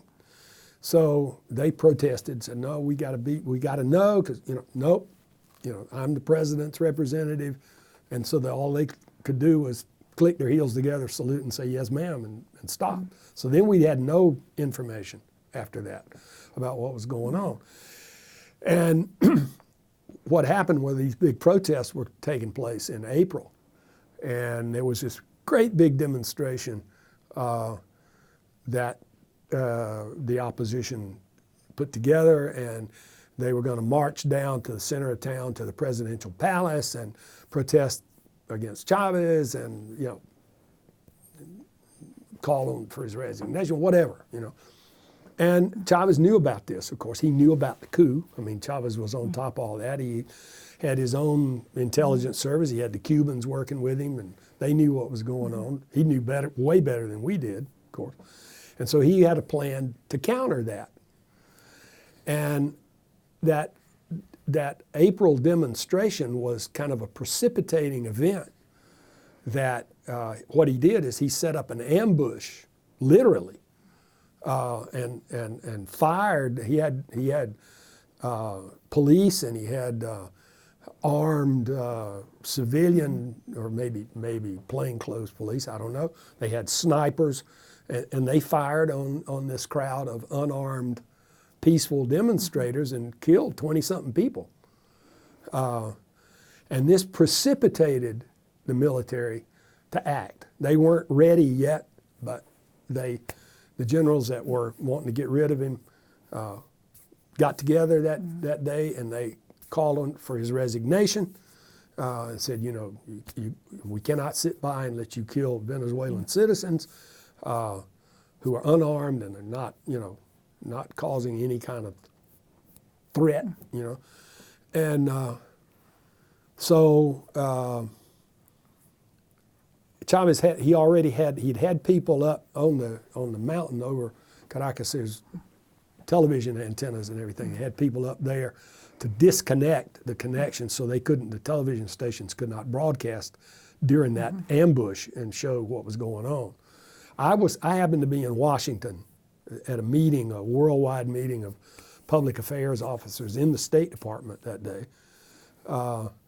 And I was called out of the meeting saying, hey, there's something going on in Caracas, So I went up to the Western Hemisphere Affairs Bureau and went to the public affairs people there, and they had the TVs on, and we were seeing some of those stations could upload still to satellites. So we could see the coverage that they could do via satellite that they couldn't broadcast in the country. And you could see what was going on. And so, I mean, he had this counter coup already set up and ready to go. And then, so Chavez, they send the top general in the country over to the palace that night to demand his resignation, and he accepts, he resigns, right? And he and this general come out, and they go over to the main military headquarters there in Caracas. And then he is flown out of Caracas to the presidential retreat out on a little island called Orchila Island, and was imprisoned in this, I'm sure, very palatial presidential retreat out there. And he was out there for 2 or 3 days, and then he stages a comeback. So I was in Washington when that went down, and given the situation, anybody who was not in the country at the time was not allowed to go back. Alicia was down there, and she was going through this, and she saw it develop that day. They sent her out to go around the city in the morning to see what was going on. They were getting ready for this big demonstration, and she went down to the center of town, and she saw the preparations for this ambush that was taking place.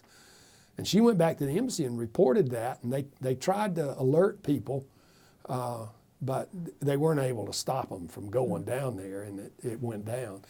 And so what happens, long story short, then Chavez, of course, stages a comeback, and the general that went and asked for his resignation becomes Minister of Interior or minister of defense or something. He became a minister after that. So it was a whole show. And and then after that, the situation continued to deteriorate. And towards the end of the year of 2002, there was a big general strike that they were going to try to force Chavez out.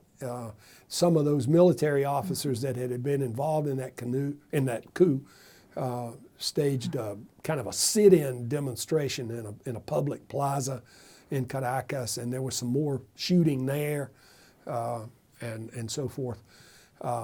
And during this general strike where, I mean, you couldn't get gasoline, you couldn't get food, you couldn't get anything, that's when they evacuated people and sent them out of the country because, you know, we just couldn't take care of everybody, people living out in apartments and so forth around different places. So they sent people out, non-essential personnel. By that time, I was, of course, back in the country, and I was considered essential personnel, so I didn't leave. But families had to leave, the dependents had to leave, yeah. Well, thinking about the current situation in Venezuela, I remember in the 60s, Venezuela was looked at as being very prosperous, very democratic, had a large middle class. Yeah. One of the real highlights of South American living. Sure, yeah. And you think there's any hope for a return to that, or a move forward to something like a better Venezuela than what's going on right now? Well, if they can ever get rid of this Chavista regime, which is now headed by Nicolás Maduro, if they can ever get those people out of power, and the only way you're going to ever get them out of power is through force, through violence. I mean, they don't play by the rules of the democratic game, so they're not going to lose an election and then just say, oh, well, okay, we're going home. No, that's not going to happen. So, if the Venezuelans ever manage to get rid of this regime, then, yeah, there's a chance that they could, again, you know, get things back on track. I mean, they've been set back, you know, probably 30 or 40 years in terms of their development by this, but it's a wealthy country. I mean, they still got a lot of oil. They're one of the big oil-producing nations in the world still. And if they, you know, they didn't do such a good job in using that oil, the oil money that they had to develop the other sectors of the economy, to diversify the economy. But if they did that the next time around, then yeah, Venezuela could stage a comeback, I think. But it all hinges on getting rid of the Chavistas, you know. I think so much of things such as that have taken place in Latin America have really stemmed out of the lack of interest that the U.S. has had in Latin America over the years. Yeah. Would you like to comment on that a little bit, sort of this continued ignoring of Latin America? Right. Well, it's certainly true. I mean, as a historian, Latin American historian, you know, I can certainly vouch for the fact that the U.S. has never been terribly interested in Latin America, only in times of crises. You know, during World War II, yeah, there's a little bit of interest because we're in a war, and the Germans have a lot of influence in Latin America, and we need to counter that, et cetera. Or certainly after the Cuban Revolution of 1959, 58, 59. There was a spurt of interest, but other than, you know, it's kind of, somebody described it one time as like it's like we're the fire department. Fire breaks out, we go down there and put it out, right? And the rest of the time we ignore it. The U.S. is always focused more east-west, you know, Europe, Asia, Middle East, et cetera now. And Latin America is very much sort of the forgotten, you know, kind of the backyard that nobody pays much attention to, and that continues. And you know, right now there's focus because, you know, there's a lot of immigration, illegal immigration coming out of Mexico, Central America primarily, but other places in the region as well. Well, again, it seems to be sort of that negative attention where you get Right, like, it well, it's is, just yeah, drug it's- traffickers Yeah, and it's it's a problem, people, right? You know, people who are drugs, problems that are coming to now our country. Immigration, yeah, it's you got a problem, you try to go fix that, and then after that you forget it. I don't see that changing anytime soon. I mean, it's this, you know, Eurocentric focus that we have in this country, and as the Latin population in the U.S. grows, that may eventually change. But until something like that happens, there's a change in sort of a public attitude. I don't think, as far as the U.S. government concerns, there's going to be much of a change. You would think there would be more interest in all the land and business that China is doing, and land they're purchasing, and even Russia now coming in that area, making inroads in many countries. That there would be I think there is some. I know in Venezuela specifically, for example, when I was living in Miami, I was asked to, I was hired for a while as a contractor by one of these private sector sort of due diligence, industrial espionage, whatever company's called Kroll. It's a big international company. They were doing something on Venezuela, and they needed information, and of course I had just been recently working there, and so they hired me. And I was talking with one of the things I did was talk with a former Venezuelan police officer from the sort of the political police kind of force in Venezuela. He had been part of the Presidential Protection Unit when he was on the force back in the time of Carlos Andres Perez, and of course he had been involved in combating Chavez coup in '89, whenever that was, I forget the date. And so he was exiled, he was out of the country. But he still had his people in Venezuela, and so he could use them to get information. And so he started telling me about an Iranian presence. And Venezuela has 2 or 3 different areas of the country that produce uranium.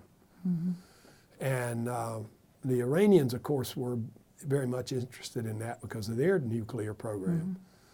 And there were rumors about setting up a program to, kind of something nuclear in Venezuela for the Iranians.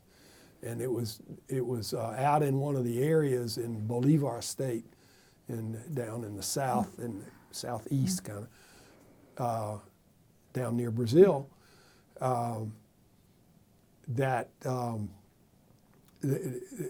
the Iranians had gone in there and had set up some kind of a factory or something that was supposedly like producing tractors or bicycles or something. And rumor had it that this was actually an Iranian uranium something or other going on there for their nuclear program. Because they were saying we don't have anything going on, and what they'd offshored it all was what they were doing, and part of it was in Venezuela. And this guy got his people, and they started investigating, and it turned out, and later on I found out, he called me back later, and he said, we were looking at that thing, and he said now some of the people that he knew from the CIA were saying, yeah, they had also independently confirmed that. So the Iranians are there. Chavez became very friendly with the Iranians and with Libya and all of the pariah countries these guys associate with. Same thing with Evo Morales in Bolivia. The Iranians are all over Bolivia too. But the Chinese are all over South America, everywhere. The Russians, of course, are always there. Anything they can do to make life difficult for the United States, they're going to do it, And they support Chavez and support Morales and all of these guys. So I'm sure, I'm not dealing with the U.S. government anymore, but I'm sure that people are following that to some extent. What can you do? I don't know. How do you counter that? But the Chinese certainly have big economic interest in Bolivia, where I live now. They're very much interested in soybean production there, meat, and they have this big Chinese telecommunications company, Huawei, is involved in Bolivia big time, selling everything from cell phones to satellites to whatever. And so, to me, it's a big concern, and I certainly hope that that people in the United States are looking at it, because that's a potentially threatening situation for this country. I also understand that there are Middle Eastern radicals that have settled, and they have training camps for. Yeah, there's a lot of that going on in Venezuela. There's a lot of it down in the sort of the Paraguay, Argentina, Brazil triangle there around Foz de Iguazu, and they've been there for a long time. The Middle Eastern population of Latin America is mostly Arab, mostly from like Palestine, Syria, Lebanon, Jordan, right in there, that area. They're all over Latin America. They're generally known as Turcos, Turks. Of course, they're not Turks. And the reason they're called Turcos is because when they first started coming, it was during the time of the Ottoman Empire, and all that area was part of the Ottoman Empire, so they had Turkish passports. So all over Latin America, they're generally known as Turcos, Turks. Most of the Middle Eastern Arab population of South America, most of it is Christian, Catholic, Orthodox, whatever. The Muslims are a minority, whereas, for example, in Palestine, 90% of the Palestinians are Muslim and only about 10% Christian. In Bolivia, for example, of the Arab population of Bolivia, about 90% are Christian and only about 10% Muslim. Venezuela has a larger Muslim population. There was a big mosque in Caracas, and there's some other cities that had large Arab Muslim populations. Brazil's got a lot. And yes, there has been for a long time cells of these various groups like Hezbollah and others in various parts of Latin America. And I think recently Hezbollah has gotten very involved in Venezuela, and they get a lot of support from Venezuela. And part of the drug trafficking thing is run through them. It helps them finance what they do. The drugs, for example, cocaine's taken out of Bolivia. Evo Morales built an international airport in the Chapare region of Cochabamba, which is a coca growing area that is, coca's produced exclusively for the drug trade there. The coca is not used in traditional consumption at all. It's got, the reason being that the alkaloid content's too high, so it tastes very bitter and people don't like to chew it or drink it as tea because it's just too bitter. So it's a recent, they started producing coca there like back in the 1960s probably, and it's grown and grown, and it's exclusively for the drug trade. So he builds an international airport in this place that's like 5 minutes flying time from Cochabamba. And there's, it's in a little town, probably, God knows, maybe 3,000 people at best. But there's this big international airport with the longest runway in the whole country, a passenger terminal, a cargo terminal, and they require the Bolivian national airline to fly in there 2 or 3 times a week just to say, okay, we use this place. But the main thing is taking drugs out of there. And the flights go out to Venezuela, loaded with cocaine out of that place. And then the drugs are then transferred and flown to Africa, over to Guinea-Bissau and sort of northwestern Africa. And then they make their way into the hands of like the Hezbollah, and then they are sold, they pass it on to the Russians, and then the Russians distribute it, the Russian mafia distributes it in Europe. And that's where most of Bolivia's cocaine goes these days. It doesn't come to the U.S. by and large. And so they are financing their operations through the drug trade, which is something guerrilla groups, you know, the FARC in Colombia have done that forever, and you know, so it's not a new thing at all, but it's big time there now. So these groups are more and more involved in places like Venezuela, Bolivia, probably Peru, I guess, I don't know, but certainly in those two countries they are, Venezuela and as I say, the presence down in Brazil in the tri-corner area down there has always been there, and it's grown. There was an attack years ago, back in the 90s, I guess, late 80s, early 90s, on a Jewish cultural center or something in Buenos Aires. I think that was 93, because I think we happened to be there when that, or right after we were there, that took place. Back in there. And the people that pulled that off came out of that Foz de Iguaçu area. They did it right out of there. So, so this is something that's always there, and I'm sure it's getting worse and worse, as with these regimes that are much more open and friendly to them, you know. Give them a freer hand at doing what they want to do. Yeah. Talk a little bit about what you see as the benefits and the deficits of raising your children abroad. It's an interesting challenge, raising children in the Foreign Service. When I think overall, I'd say in general, I think it was a great experience for my kids, and I think they would tell you today that it was something that they got a lot of benefit out of. Sometimes at the time it was not so pleasant for them. When they were really small, and it came time to move to a new country, it wasn't so bad. I mean, you know, they'd sort of, you know, time to move. Okay, they'd gather up their stuff, help, you know, get, you know, I want to take this, these toys, these I can leave, you know, whatever, and they just pack up and we go.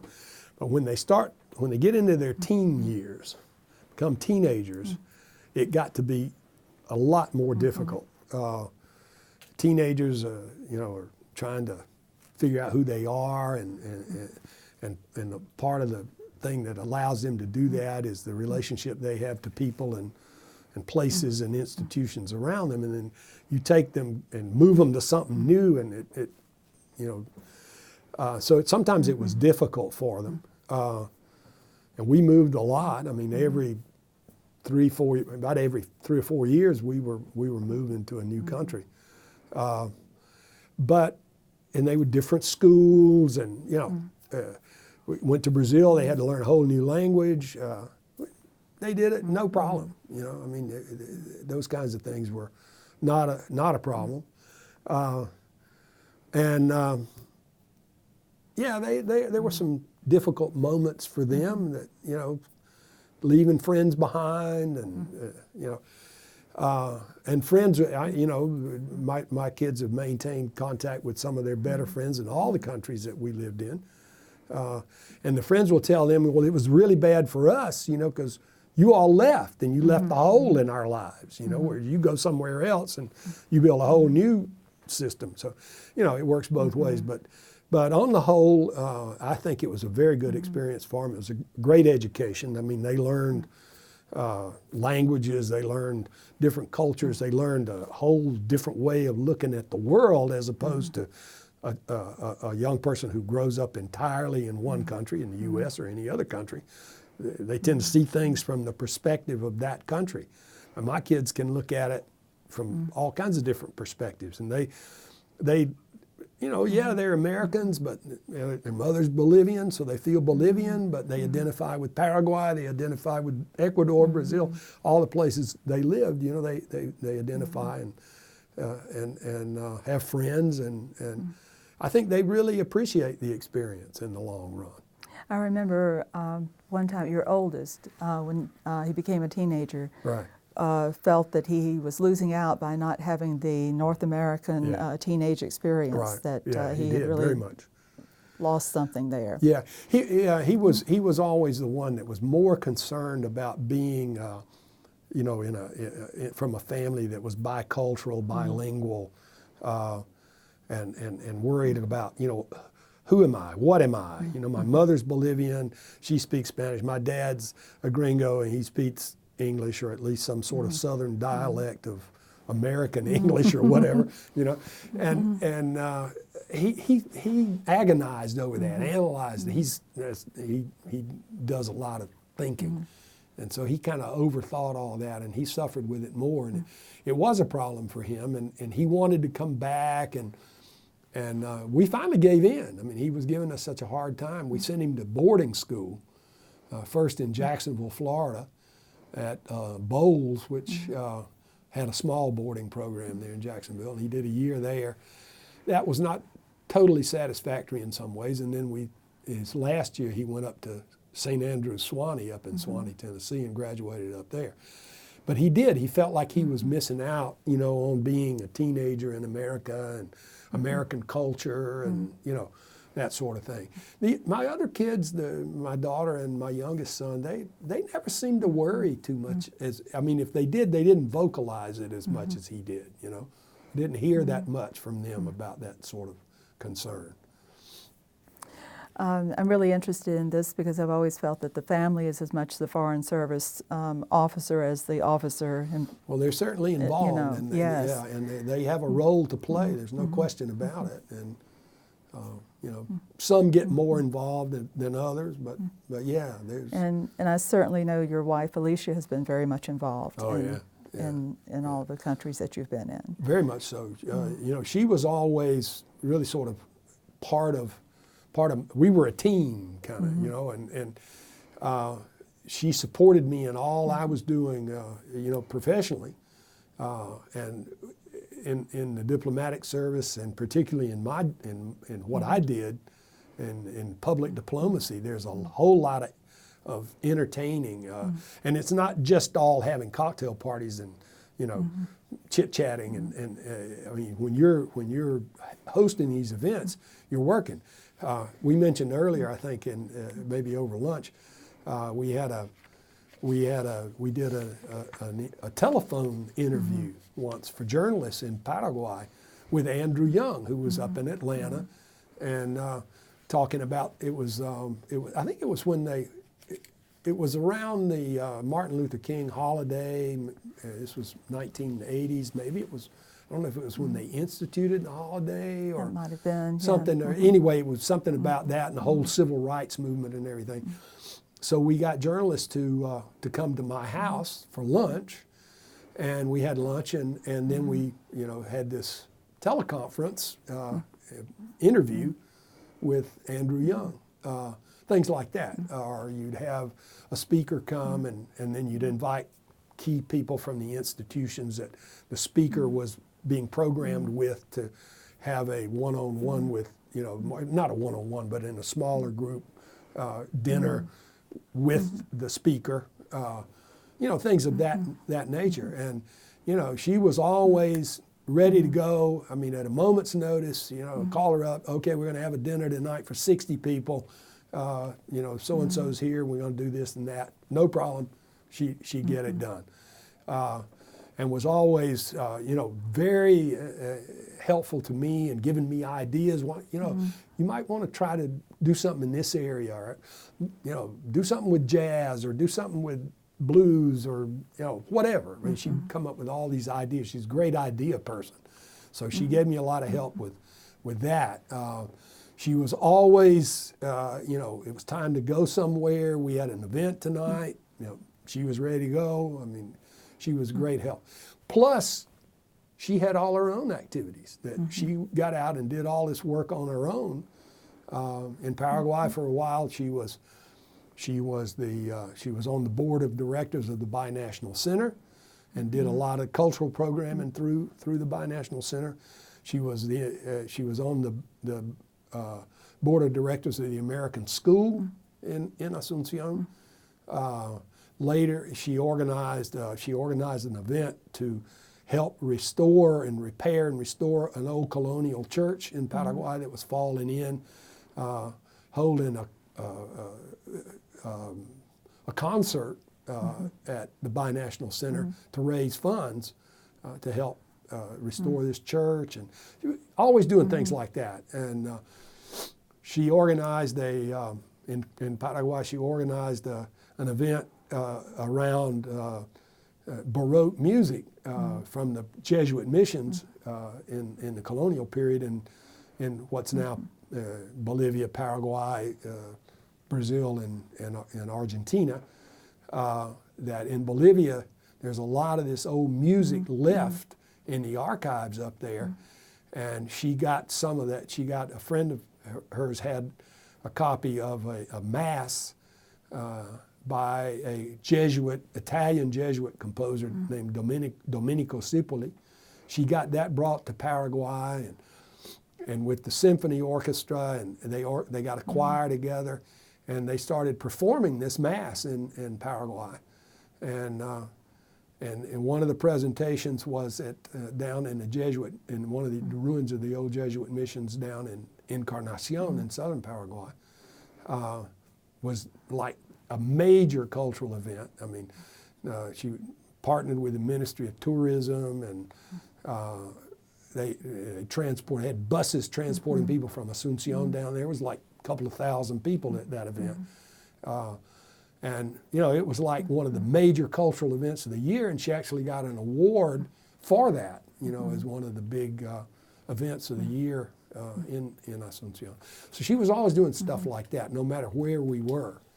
Well, she got the she was the first foreign-born spouse to win the Bolin Award. The Avis Bolin Award, yeah. Right. Avis Bolin, who was the wife of the U.S. Deputy Chief of Mission in Moscow when Averil Harriman was ambassador there.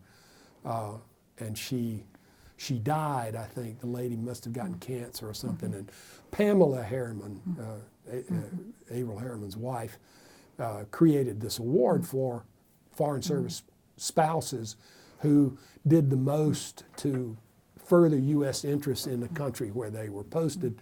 And it was an award that was given worldwide.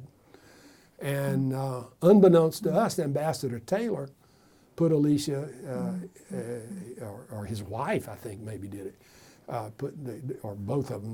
They put her name in. They nominated her for this award, and when we were in Ecuador, she got it. We had moved on to Ecuador by the time, the award was processed, and she got it. And she went to Washington and received the award from Pamela Harriman, and so on. And she was the first foreign-born spouse, and she was the first non-State Department spouse to win the Avis Bolin Award, and certainly the first USIA spouse to win it, because first all of them had gone to wives of State Department officers before. So she got that award. And she never slowed down. I mean, when we were in Bolivia, she continued that work with the Baroque music, and that led to the creation of a biennial Baroque music festival in Santa Cruz, Bolivia, where we now live. Every 2 years they bring groups from different places and around the world and have this Baroque music festival. She did all kinds of things, and she was tremendous help to me. She was way more active in it just because she enjoyed it, and than many Foreign Service spouses. A lot of them didn't do anything. They didn't have to, and they didn't. But she was very active. She can't be still. She's got to be doing something all the time anyway. So, where she couldn't work on the local economy, so she invented things to do. Paraguay, she created a home sort of for unwed mothers through the through the Red Cross and different things like that. So she was always involved in stuff, yeah.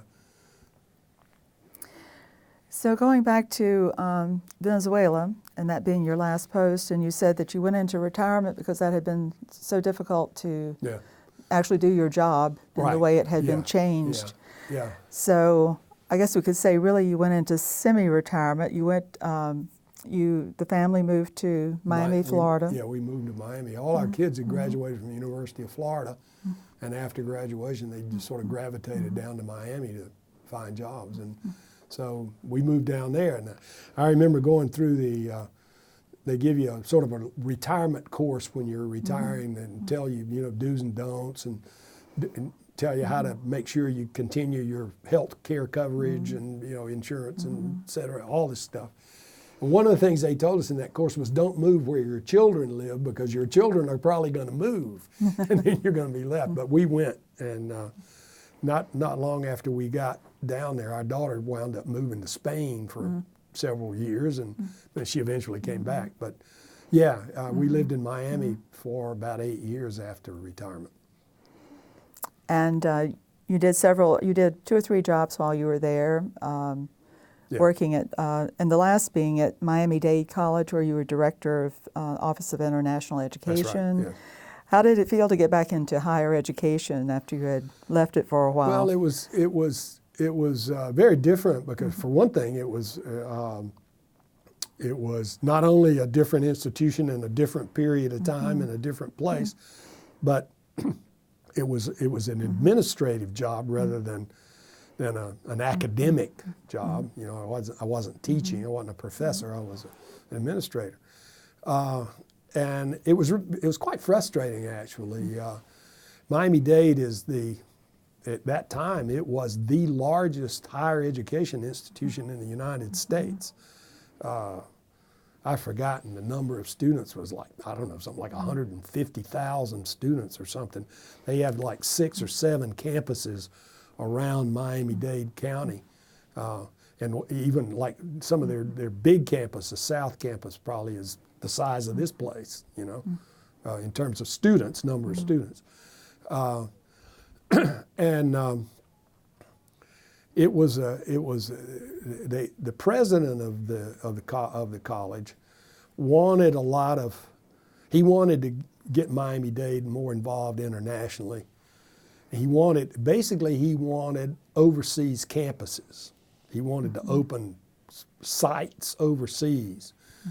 And the deal was, somebody explained to me one time that if you start a fire, he'll give you the logs to put on the fire. But you got to start the fire. So in other words, if you could get something going, he'd give you the resources. But he gave you no resources to get anything going. So it was very difficult for me to get anything done, and particularly in trying to do anything in Latin America, which was some place he was very interested in. I mean, Miami is basically a Latin American city at the end of the day. He himself was Cuban, as were most of the people in that institution were Cubans. Miami's run basically by Cubans. And so Latin America was a particular interest, but with Latin Americans, you're going to do business with Latin Americans, you got to deal with them face to face. First, they have to get to know you and like you and trust you, and then they might agree to do business with you. I had a colleague that worked for me, but she was very much running her own show, was working with China. He wanted to get into China, and he hired this Chinese woman. And she was able to do a lot by internet, you know, email and telephone with the Chinese, but you can't do that in Latin America. And nothing ever eventually worked out much with China, except she did get a program going with their what would be the equivalent of the FAA, the Federal Aviation Agency in China. They wanted to train air traffic controllers in operating airports with multiple runways. China only had, their airports were all using single runways, and they were expanding, and they needed to train air traffic controllers that could do that. And Miami-Dade had a program to train air traffic controllers, and so she got a contract with the Chinese government to train their air traffic controllers. That was about the only thing she ever did. We made a trip to China, and she went a time or two by herself, and we visited universities, technical colleges, et cetera, to see if we could get some programs going. And we never really were able to get anything off the ground. But in Latin America, there was just no way. I had no money to travel. I couldn't go see anybody. It was very frustrating. We tried something with Kuwait. Was it Kuwait? Yeah, Kuwait. We got approached by an institution in Kuwait, the Banking Association, the bankers, which was a private sector, public, government institution that ran the banking system in Kuwait, they wanted to train people working in banking. You know, everything from tellers to bookkeeper. I don't know what all, but not necessarily executive level people, but the worker bees in the banks. And Miami-Dade had a program for that. And these people found out about that and they contacted us. And so my colleague Rosie, the Chinese woman, and I started working with them, and the guy came to see us from is it Kuwait or Bahrain? Oh, anyway, I think it was Bahrain actually. He came over and visited with us and told us what they wanted. And Rosie worked up, Ms. Yang, she worked up this sort of a best guesstimate, but she wound up being right on the money, that it would cost probably about $2 million or so to get this thing together. And then I was trying to work with the academic side of the house to get approval from the academic deans and so forth to do this thing. And the bureaucracy of Miami-Dade College was much worse than the State Department ever dreamed about being. And the State Department has the reputation of being the most bureaucratic department in the federal government.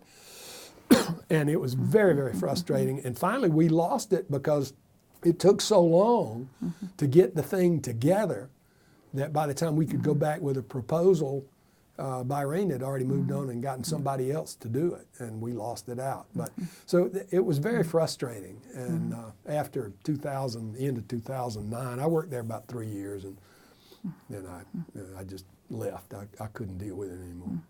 Well, then y'all made the decision to move to Bolivia. Right.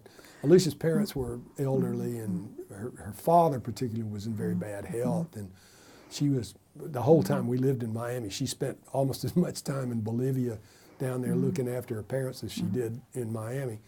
And so after I left Miami-Dade and wasn't working at all anymore, I was fully retired, we decided, well, we might as well move. It'll be cheaper to live down in Bolivia, and we won't be spending, all this money on these airline tickets, because she'd go down and stay a long time, and then she'd come back and be around a couple of weeks, and next thing you know, you better come back, your dad's really sick, I don't think he's going to make. So we were just spending a lot of money, so we decided to move, and we did. And finally in 2011, we moved down there again. And so you decided to go to Santa Cruz. Yeah. We've lived so much of our life in the tropics that we didn't want to go to La Paz, which is where my parents-in-law lived, but it's with the altitude, it's cold, it's dry, it's a harsh living conditions up there. And the city's grown so much, and there's so much politics and upheaval that we thought, well, we'll be better off in Santa Cruz, which we figured was quite a bit like Asunción. Everybody always talks about, Santa Cruz and Paraguay are the same. They're similar, but they're not the same. But anyway, we decided to settle down there, which I think was a good move. It's a much quieter, more user-friendly kind of place than La Paz, I think. Well, what do you find to be your most enjoyable activity there? Well, I'm being a historian again. I've gone back to publishing and writing, or writing and researching, I should say, not publishing. And that's my pastime, is doing that. Yeah. And you're also teaching again, right? Well, just started, yeah. Broward College from down in Broward County, Florida, Fort Lauderdale, asked me to teach a U.S. history course for them. They've got an overseas program that Miami-Dade would have loved to have. They started in Santa Cruz, and they asked me to teach a U.S. history course there for it's an AA program, 2 years, and the students can do their 2 years there and then transfer up to a U.S. university to finish up. And I taught, back in August and September, I taught U.S. history there for the first time. And I guess I'll do it again in maybe January or February sometime. Well, a personal question I have is that since we have your papers here, I want to know if you thought it was a difficult situation, a difficult decision to make to place your papers in a research institution? No, not at all. As a historian, I'm very aware and conscious of and appreciative of archives. They're the bread and butter of a historian, right? And you can't do it if you don't have archives. And I know that, you know, as we've moved into the 20th century and technology and so forth, papers are less and less around. We don't produce as much of them anymore. And whatever we had in the way of papers about our career was, I thought, would be of more use to people in an archive than us keeping them, which eventually they were going to wind up getting thrown out somewhere. And there was too much of it to move. And so, you know, I thought it was a real good solution. And you were very instrumental in planning that idea in our minds, and we thought it was a great idea. So we did it. You know? Well, what would you like for students to learn from your papers? I would say 60% of our users are university students. Well, maybe they learn. I don't know how much of it's very useful, but they might learn something about what life is like in the Foreign Service, both for a Foreign Service officer as well as the families, dependents of Foreign Service officers. And I don't know that there's that. I don't really remember what all, you know, we had that wound up here, but how much of that might be of use to people doing academic research into the history, politics, economics, what have you, of the countries involved. I don't know that there's that much of that there, but it's probably of what we've got, it's probably more from the personal side of things. So maybe that, I don't know. I hope that at some point somebody will find some of that useful and will make some use of it. But you know. And of course, this oral history will supplement what we have in the written record too. Sure. Yeah, which will be very good. Right. And so I really want to thank you for giving us your whole day just about for this discussion, but I knew that we had quite a lot to cover, and I'm so glad that you were willing to cover it in this detail, because I think this will be very useful. I know I got too far down in the weeds on a lot of things that may not be of any interest, but yeah, I think there's, you know, as we discussed, there's a whole lot that we didn't get to cover in several of the countries, and you know, but any time that if anybody ever starts, you know, trying to find out more about U.S. policy in a given country in a given time, and I was there, and they need more information, I'm certainly open to any kind of, you know, calls or visits or emails or whatever that, you know, where we can supplement information that might be useful for people. Well, we're glad to hear that, because sometimes we do call people and say, you know, are you willing to talk with a student who's working in that area? Absolutely. Be great. Students, professors, anybody, you know, that is doing work and using the materials and wants more, we'd be both. I feel completely at ease speaking for Alicia. I know she would be the same, have the same attitude about it. So yeah, anybody that needs it, just put them in touch with us, and we'll be happy to help them any way we can. Well, thank you. No, thank you. I appreciate very much this opportunity to talk and to get this on the record somehow. So.